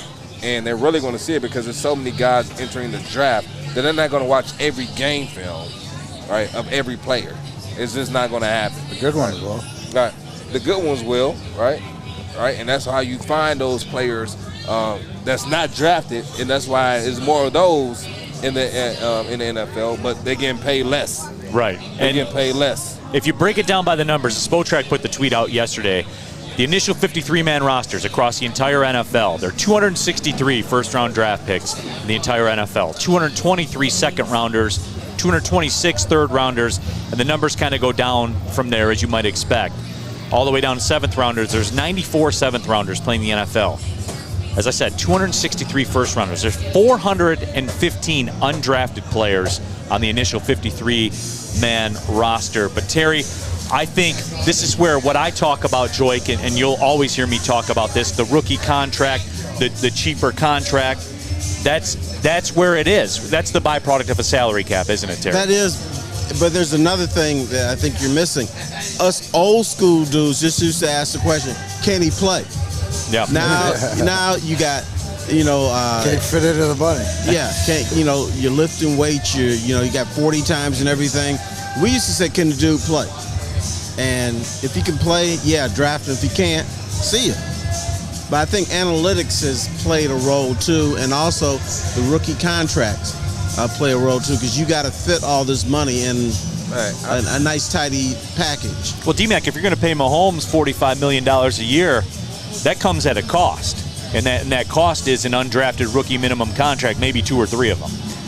Well, you got to weigh your options out. And I think that's why there's a capologist and everything, and there's all the different guys that got to break down the money and stuff like that. You mentioned it about Mahomes, why they're able to go for the win now and keep his team together is because he's still on his rookie deal, and in the NFL, you see them push money away or down. So I think it's if you really understand where your money's at. So like here in Detroit, that's why it makes sense. This next 2 years, are we building something and have the guys here in Brad Holmes and Dan Campbell that you want the keys to this organization, because you see that they're putting the guys in place, the money's in place. How many times is it in NFL, guys, we usually at the trade deadline don't move because it's a contract and you can't fit money in, this, that.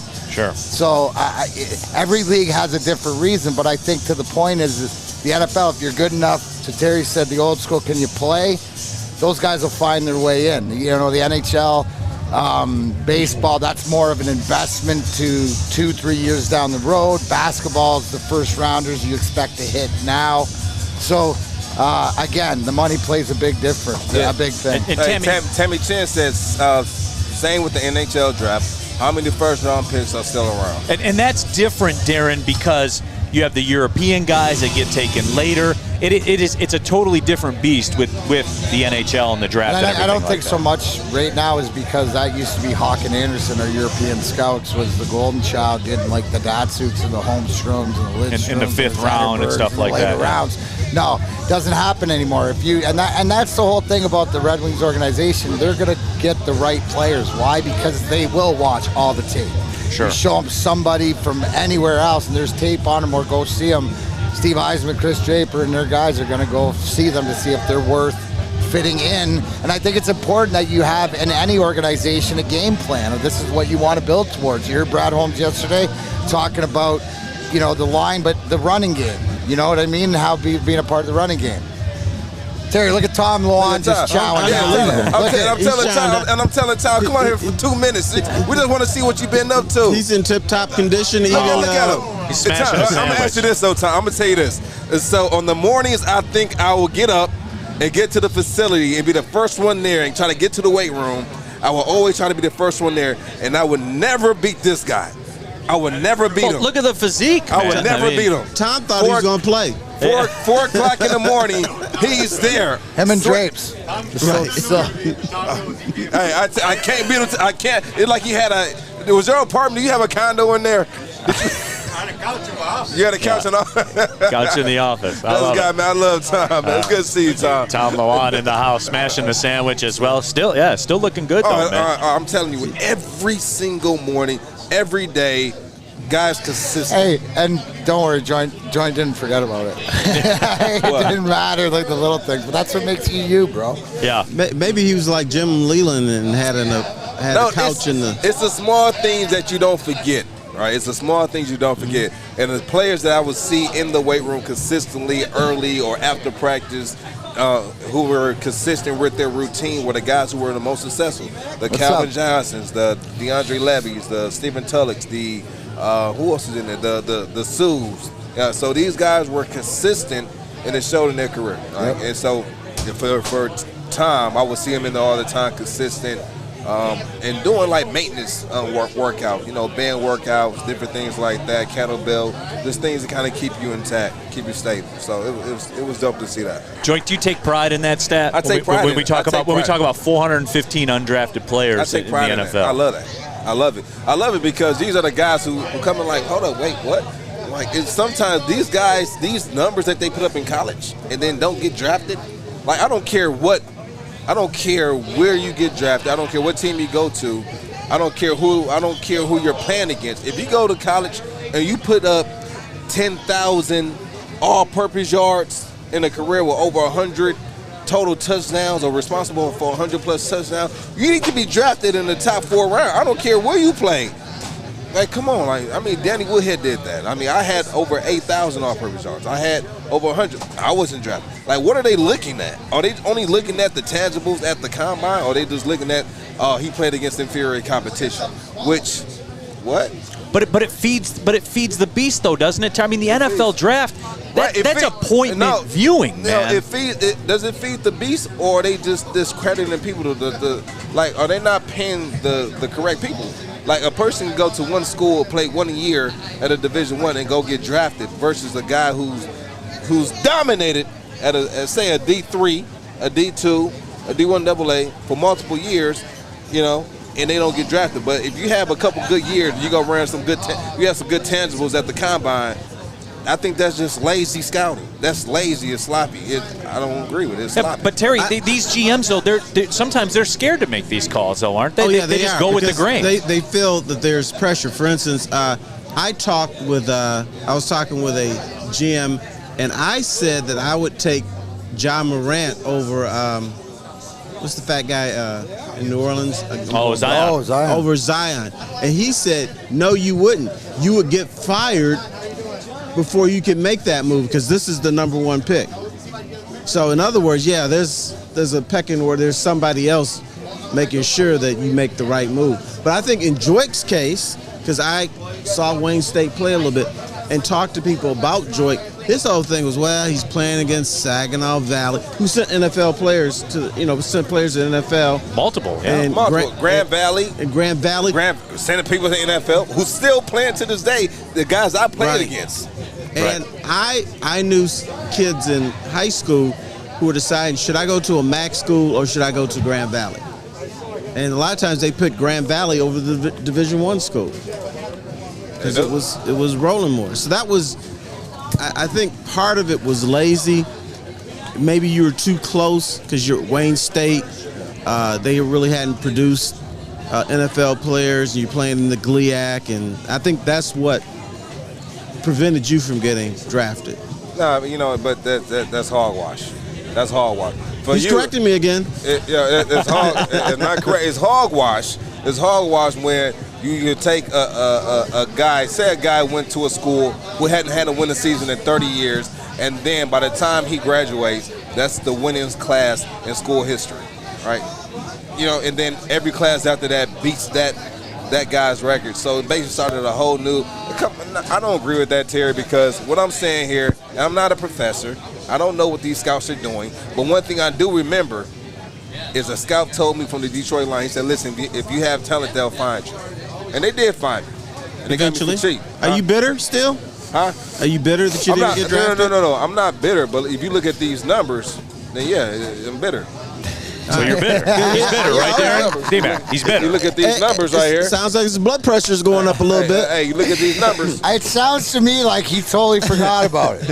All right? It sounds to me like it's not, but at the end of the day, that's just, but to Terry's point, that's just guys not being, you got to put yourself to be uncomfortable sometimes to make that decision. So a lot of times what you're fighting against, because you only hear the bad ones, like Bob Quinn moving up to get Jelani Tavai in the second round. Joique likes Wood, he's a bum. But that's the whole, to Terry's point, it should be, you need that person, you still need that person to believe in you, you need that person to see you.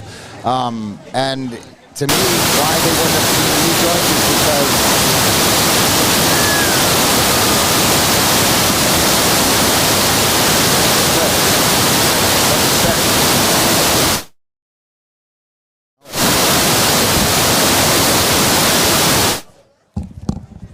There we go. Hey, guys. Yeah. Gotcha. All right, there we go. Good job, Art. Yeah, way to go, Art.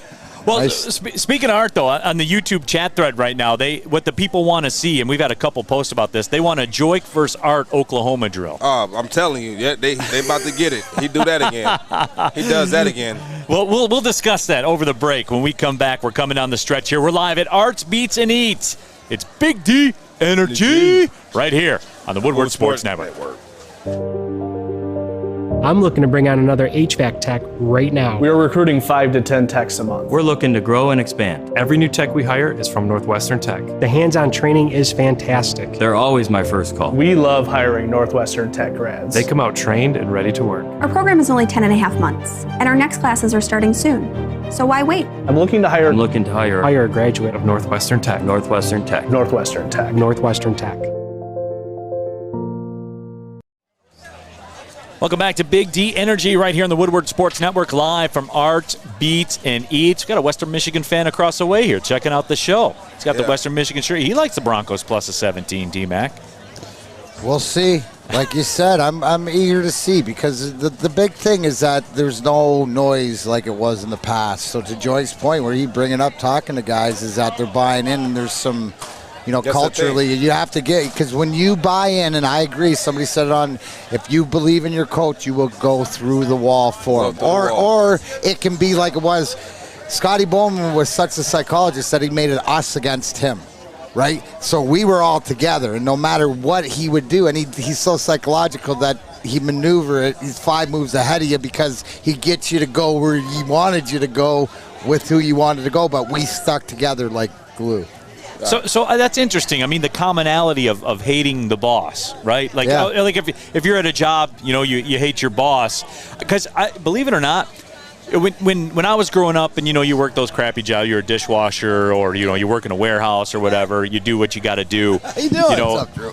We would do that, right? You kind of unite against the boss and do that energy against the boss. Yeah. Man, I'm telling you, we have a legend here today. Absolutely, we do. We have a legend. What? We have a legend. There he is. There he is. Legend himself. I've been listening to him for 30 years. I don't know about you guys. Mr. Drew Lane is in the house here. What's up? What's popping? I'm feeling great. How are you guys doing? Man, it's great being in Royal Oak at Arts Beats and Eats. It's good to see you guys out. Man, we outside. We outside with it. We're at the Drew and Mike tent. I assume you'll be doing a podcast here later on, or we're actually not. We put a rather young unknown artist named Tom Labuda here, who built the Edmund Fitzgerald replica. Wow. Which it's a long story, hard to explain. Is that Mike's plane he crashed back in the day, baby? That's my plane now. That's your plane now? He built it to honor Mike Clark. It's pretty cool. No, that's who I thought of, obviously, sitting there, because your partner Mike Clark, who's been passed away, but was huge into planes and stuff. My God, absolutely nuts.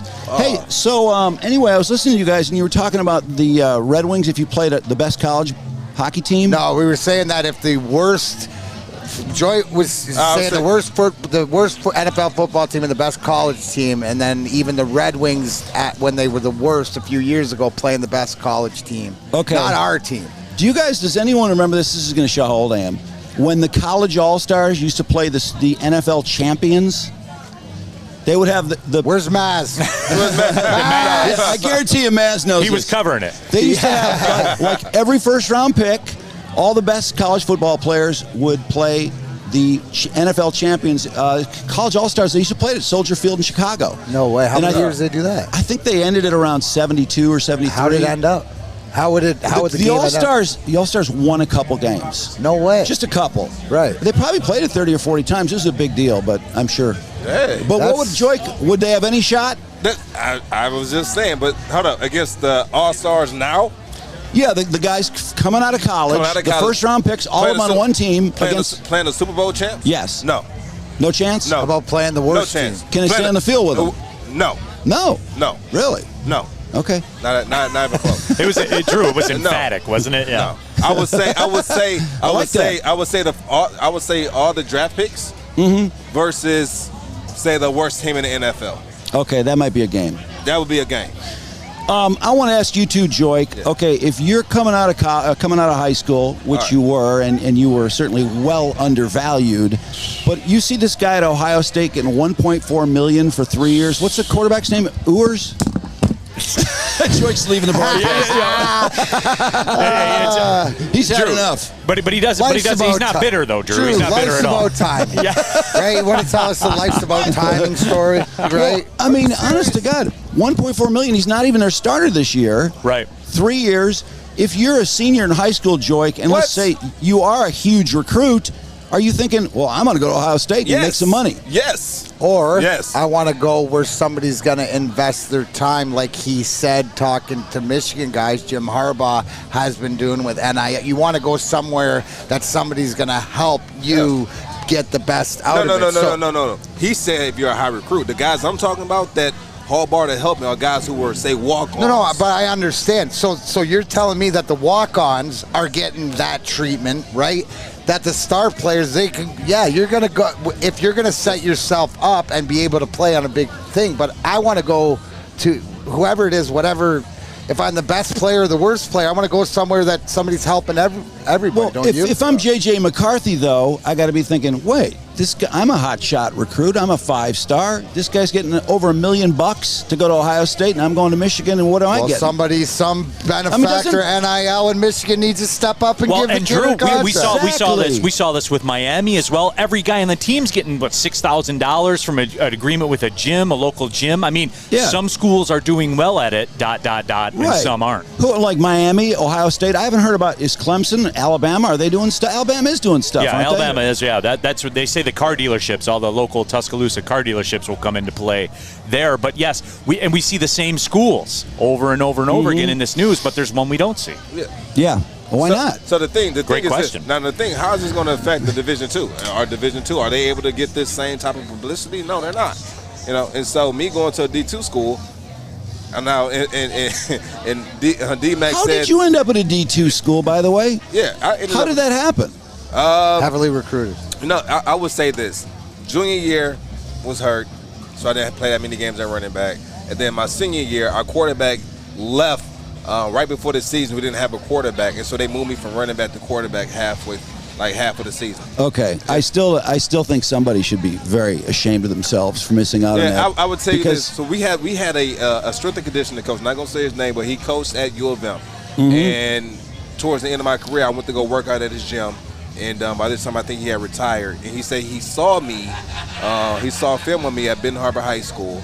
And he said he sent the tape into Lloyd Carr and to the rest of the guys. And the guy said they wanted another running back from somewhere else, and he fought for me. He said, but he didn't fight hard enough. He said, if I would have fought for you hard enough, you probably could have ended up here. Well, was that guy leaping over defensive backs 5-6 years later in the NFL? No. and the thing is this: every back at the time. Why are we saying his name? Me too. What's the secret here? And the thing is, every back that was on that Michigan team at that time, I lasted longer than in the NFL. And well, there you go. So I enjoyed my journey, and I'm not bitter about my journey. Everybody has their own. Oh, journey. You had a great time with the Lions, man.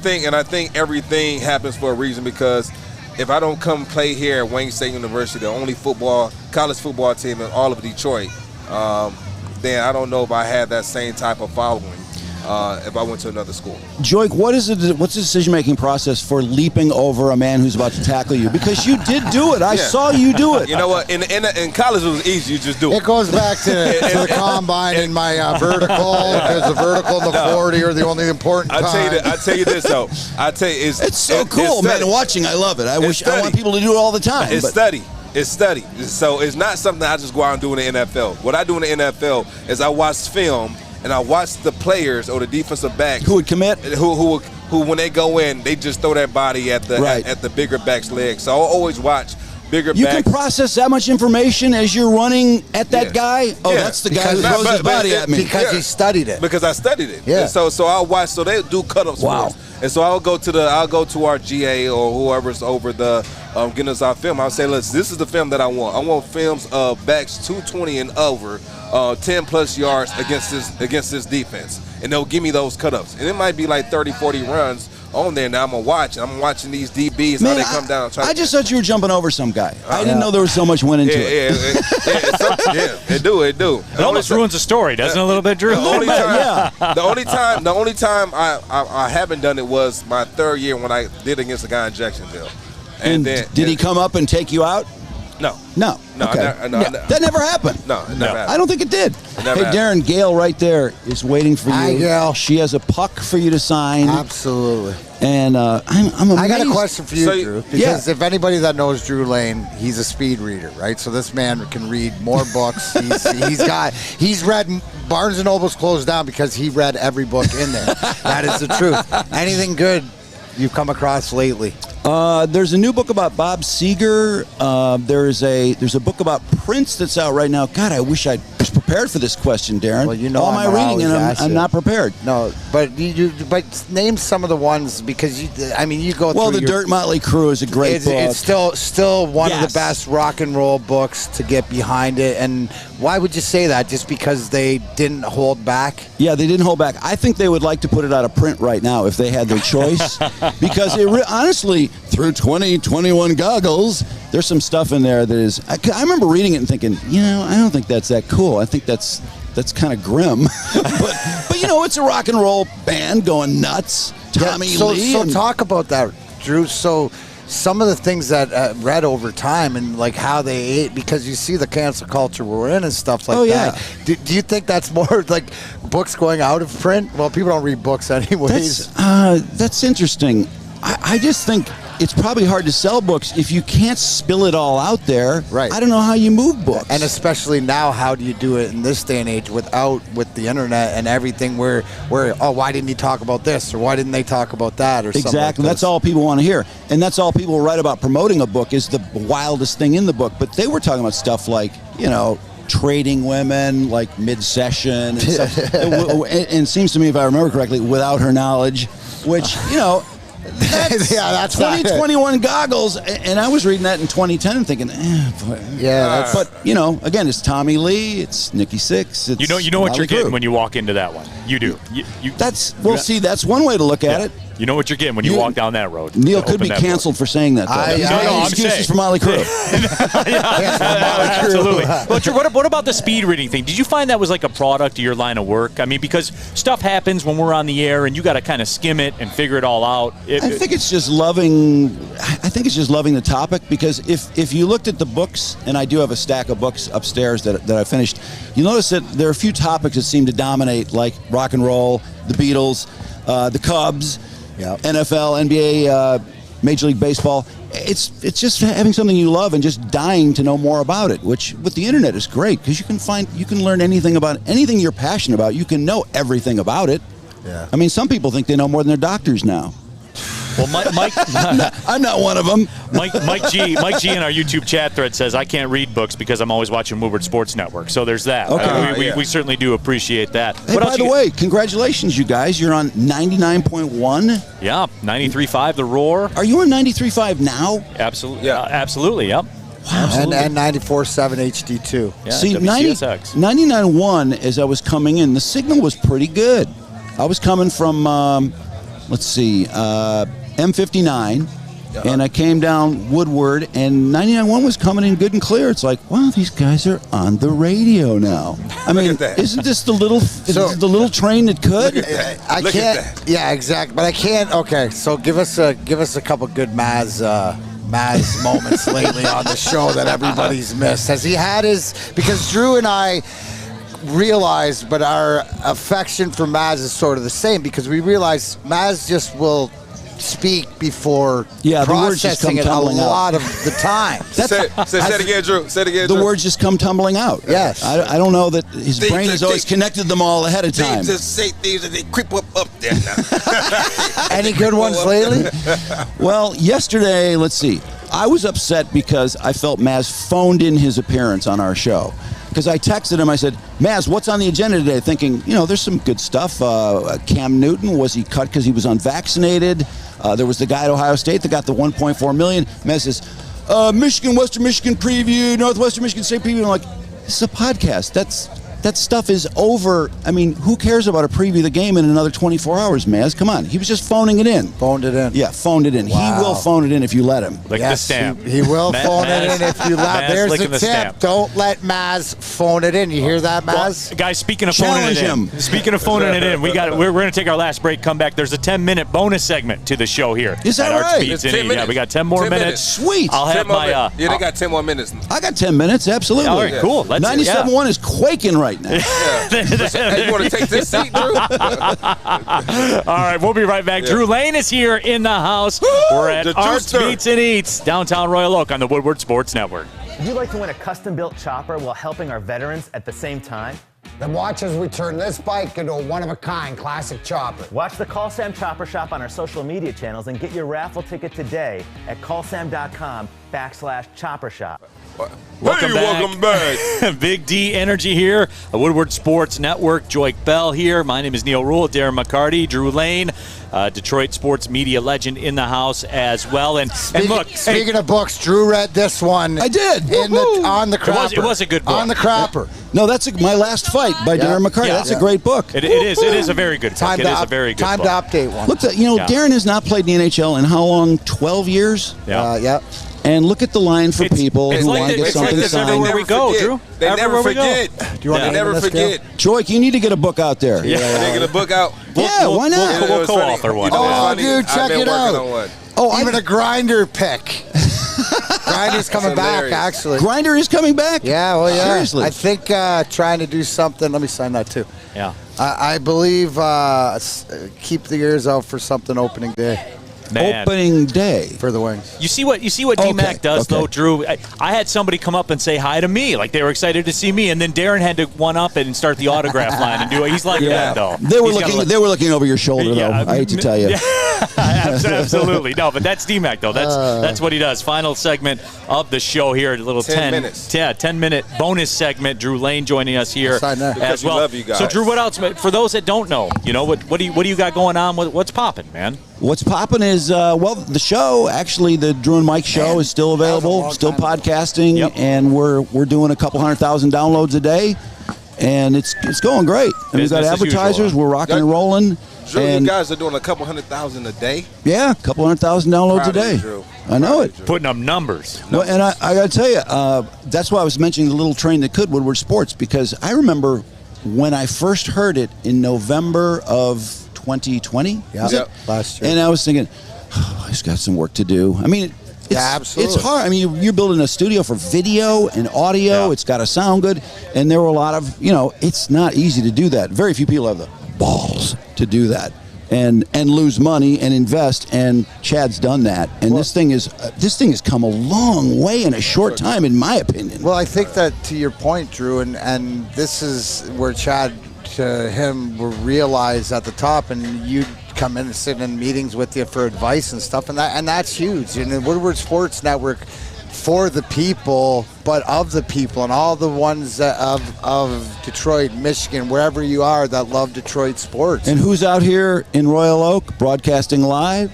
Woodward Sports. Yeah. And you guys have been out and about a lot lately, haven't you? Yeah, we're trying to get out there. That's our jam. Trying to get our feet wet. I'm telling you, there's your competition, whoever they might be, you won't see them out here today, and you won't see them somewhere else tomorrow because, it's not that you're fat and happy or you're Elvis phase, but, it's easier to be in the studio, isn't it? Well, it's easier. I like to ask Art. He's sitting next to you. Ask Art. Yeah, I like to always say, Drew, that, and this, is that I compete with myself, no matter what it is. It ain't everybody do your own thing, and I think you've proven that from the career on the radio. My question is, what do you enjoy the most about podcasting? Because you mentioned about Maz mailing it in with old news. What is it that's different that you like the most? Is there something? I think the next show, and that's probably was one of my worst points and best points, because whatever's happening on the air right now, today, or if today's over, tomorrow to me is everything. So I was bad at planning, a couple months. Hey, let's work on what are we going to do? I say, I don't care. We got a show tomorrow. Right. And we have ears waiting to be filled with something magical tomorrow. And what's on the agenda? And when I was looking at sports, when I was evaluating Woodward Sports Network, I was going through all those websites and, they could be talking about this, they could be talking about this, and what are the best options? And it's just, it excites me to be talking about the right things that people want to hear about. It is a little different than 2000. Right. But, you can still, people get very worked up about a lot of things, and I think they want to hear somebody talking about that stuff. 100%. Even if they're screaming at them. Even if they're screaming at the podcast or the radio. Absolutely. Well, Drew, I think it is, too, where I think a lot of these radio stations, when a topic comes up, if they don't have deep, intimate knowledge of it, they'll kind of shy away from it. You don't need deep, intimate knowledge of everything, man. If it matters to people, in generalities it matters to people, you got to address it, right? Well, yeah, if you flesh it out, if you're honest, like, hey, I don't know that much about this pullout of Afghanistan, but People are cool what I know on with it, TV, yeah. If you just know all you know and you're sharing it, and somebody else, they'll jump in, they'll call in. I don't know if you guys are taking a lot of phone calls, but you probably will eventually. Well, the message boards and the YouTube chat threads and everything, it's cycling. There's hundreds pushing into thousands of messages, and people are locked in, and they stay locked in for the entire show. How hard is it to keep up with messages? Because when we were on Facebook Live, I would do that sometimes, and I would get very distracted from my plan because I'm like, somebody noticed something that I put up on the wall behind me, or something stupid like that. So it's cool in a way. You pick and choose. Hi, Squirrel. You can pick and choose. I'm Squirrel. What you want to Squirrel. talk about. Hey, I think the fact that we're all looking at it. And then we have our normal crowd that comes in every day, like Jenna. Jenna comes in every day. My grandma comes in every day. I go back. And whenever I'm not on the show, if I'm off for a day and I'm not, she'll call me. Where are you? Are you okay? Are you fine? I'm like, yes, grandma. I'm not in on Monday. So she always calls me. It's so cute because her and my grandfather have these two lazy boy chairs, and they kick them up and they turn the TV on and go right to YouTube, and they just she said, "You so busy, but I get you for 2 hours a day. I get you for 2 hours." Does Grandpa watch too? Yeah, he watches. He keeps his. You know what? So it's funny because we had Mack on earlier, and that's his nickname his grandmother gave him. Our grandfather give all the kids in the family a nickname. And they stuck? And they all stick. Wait, what's your nickname? Oh, no, it's only for the fans. What? Wait a second. You can't do that. Oh, we need a forensic accountant. You just gave Art something to do for this weekend. My Grammy Whammy came in one of the shows, came on one of the live feed where you can type at the bottom and put it on there. I said, no, that's only for the family. Don't you ever put that out there. Wait, has she ever been on the show? No, she hasn't been on the show. I think she should make an appearance at some point. I would agree. For y'all can get it out? No. Yeah, I would agree. I would agree. We'll work on We'll let her call in. Joique, you're not going to deprive us of Grammy, are you? No. She's in the chat. You want to talk to her? You can talk to her in the chat. Well, that can be arranged. Yeah. Love you, Grammy Whammy. Well, Drew, we're usually live from the MyBookie studios. We're doing it, here, but in the honor of the MyBookie studios, give us a lock for the weekend. Sports betting's legal in Michigan now. Give us the lock, Drew. Okay. Put you on the spot like that. I'm just going to say I do not have a lock because I just haven't studied enough, and I don't want to steer somebody the wrong way who's so enthralled by how informative I can be that they take my word for it on something I'm not informed on. But let's see, Michigan, Western Michigan. I feel like it's one of those games Michigan just covers the spread, but doesn't seem like it could easily play down to Western, too. What are they, favored by 17? 17 and hook, depending on where you shop. How do you guys like that? So I'm going to give you this, though. I spoke with a few players, and the way that they're taking the coach, Harbaugh, this year is not like other years. They're more buying into the system than buying into him. But you buy that, Joique? Because I was reading that. I bought it because of what they told me after the fact.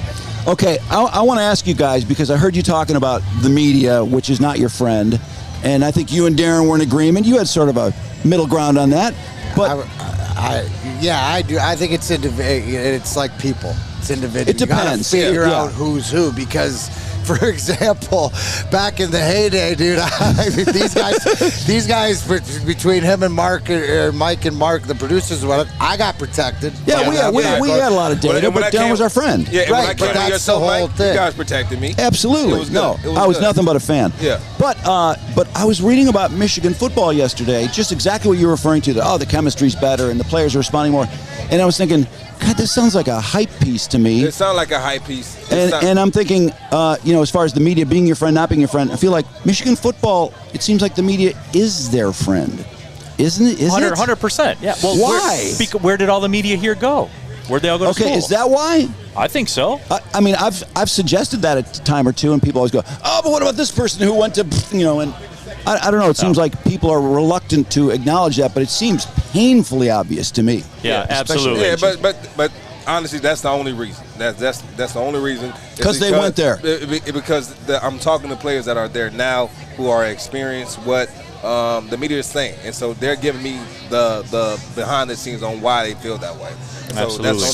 So what do you like tomorrow with Michigan Western? You think they're going to come out strong? I would probably lean towards taking Michigan in that as well, because if they're in a position, they have to do things in order to help the optics. So if they're up 16 in the fourth quarter, that scoreboard looks a lot better saying you won by 23 versus 16. What kind of that scenario? We did promise at DMAC, so I'm going to give it to him.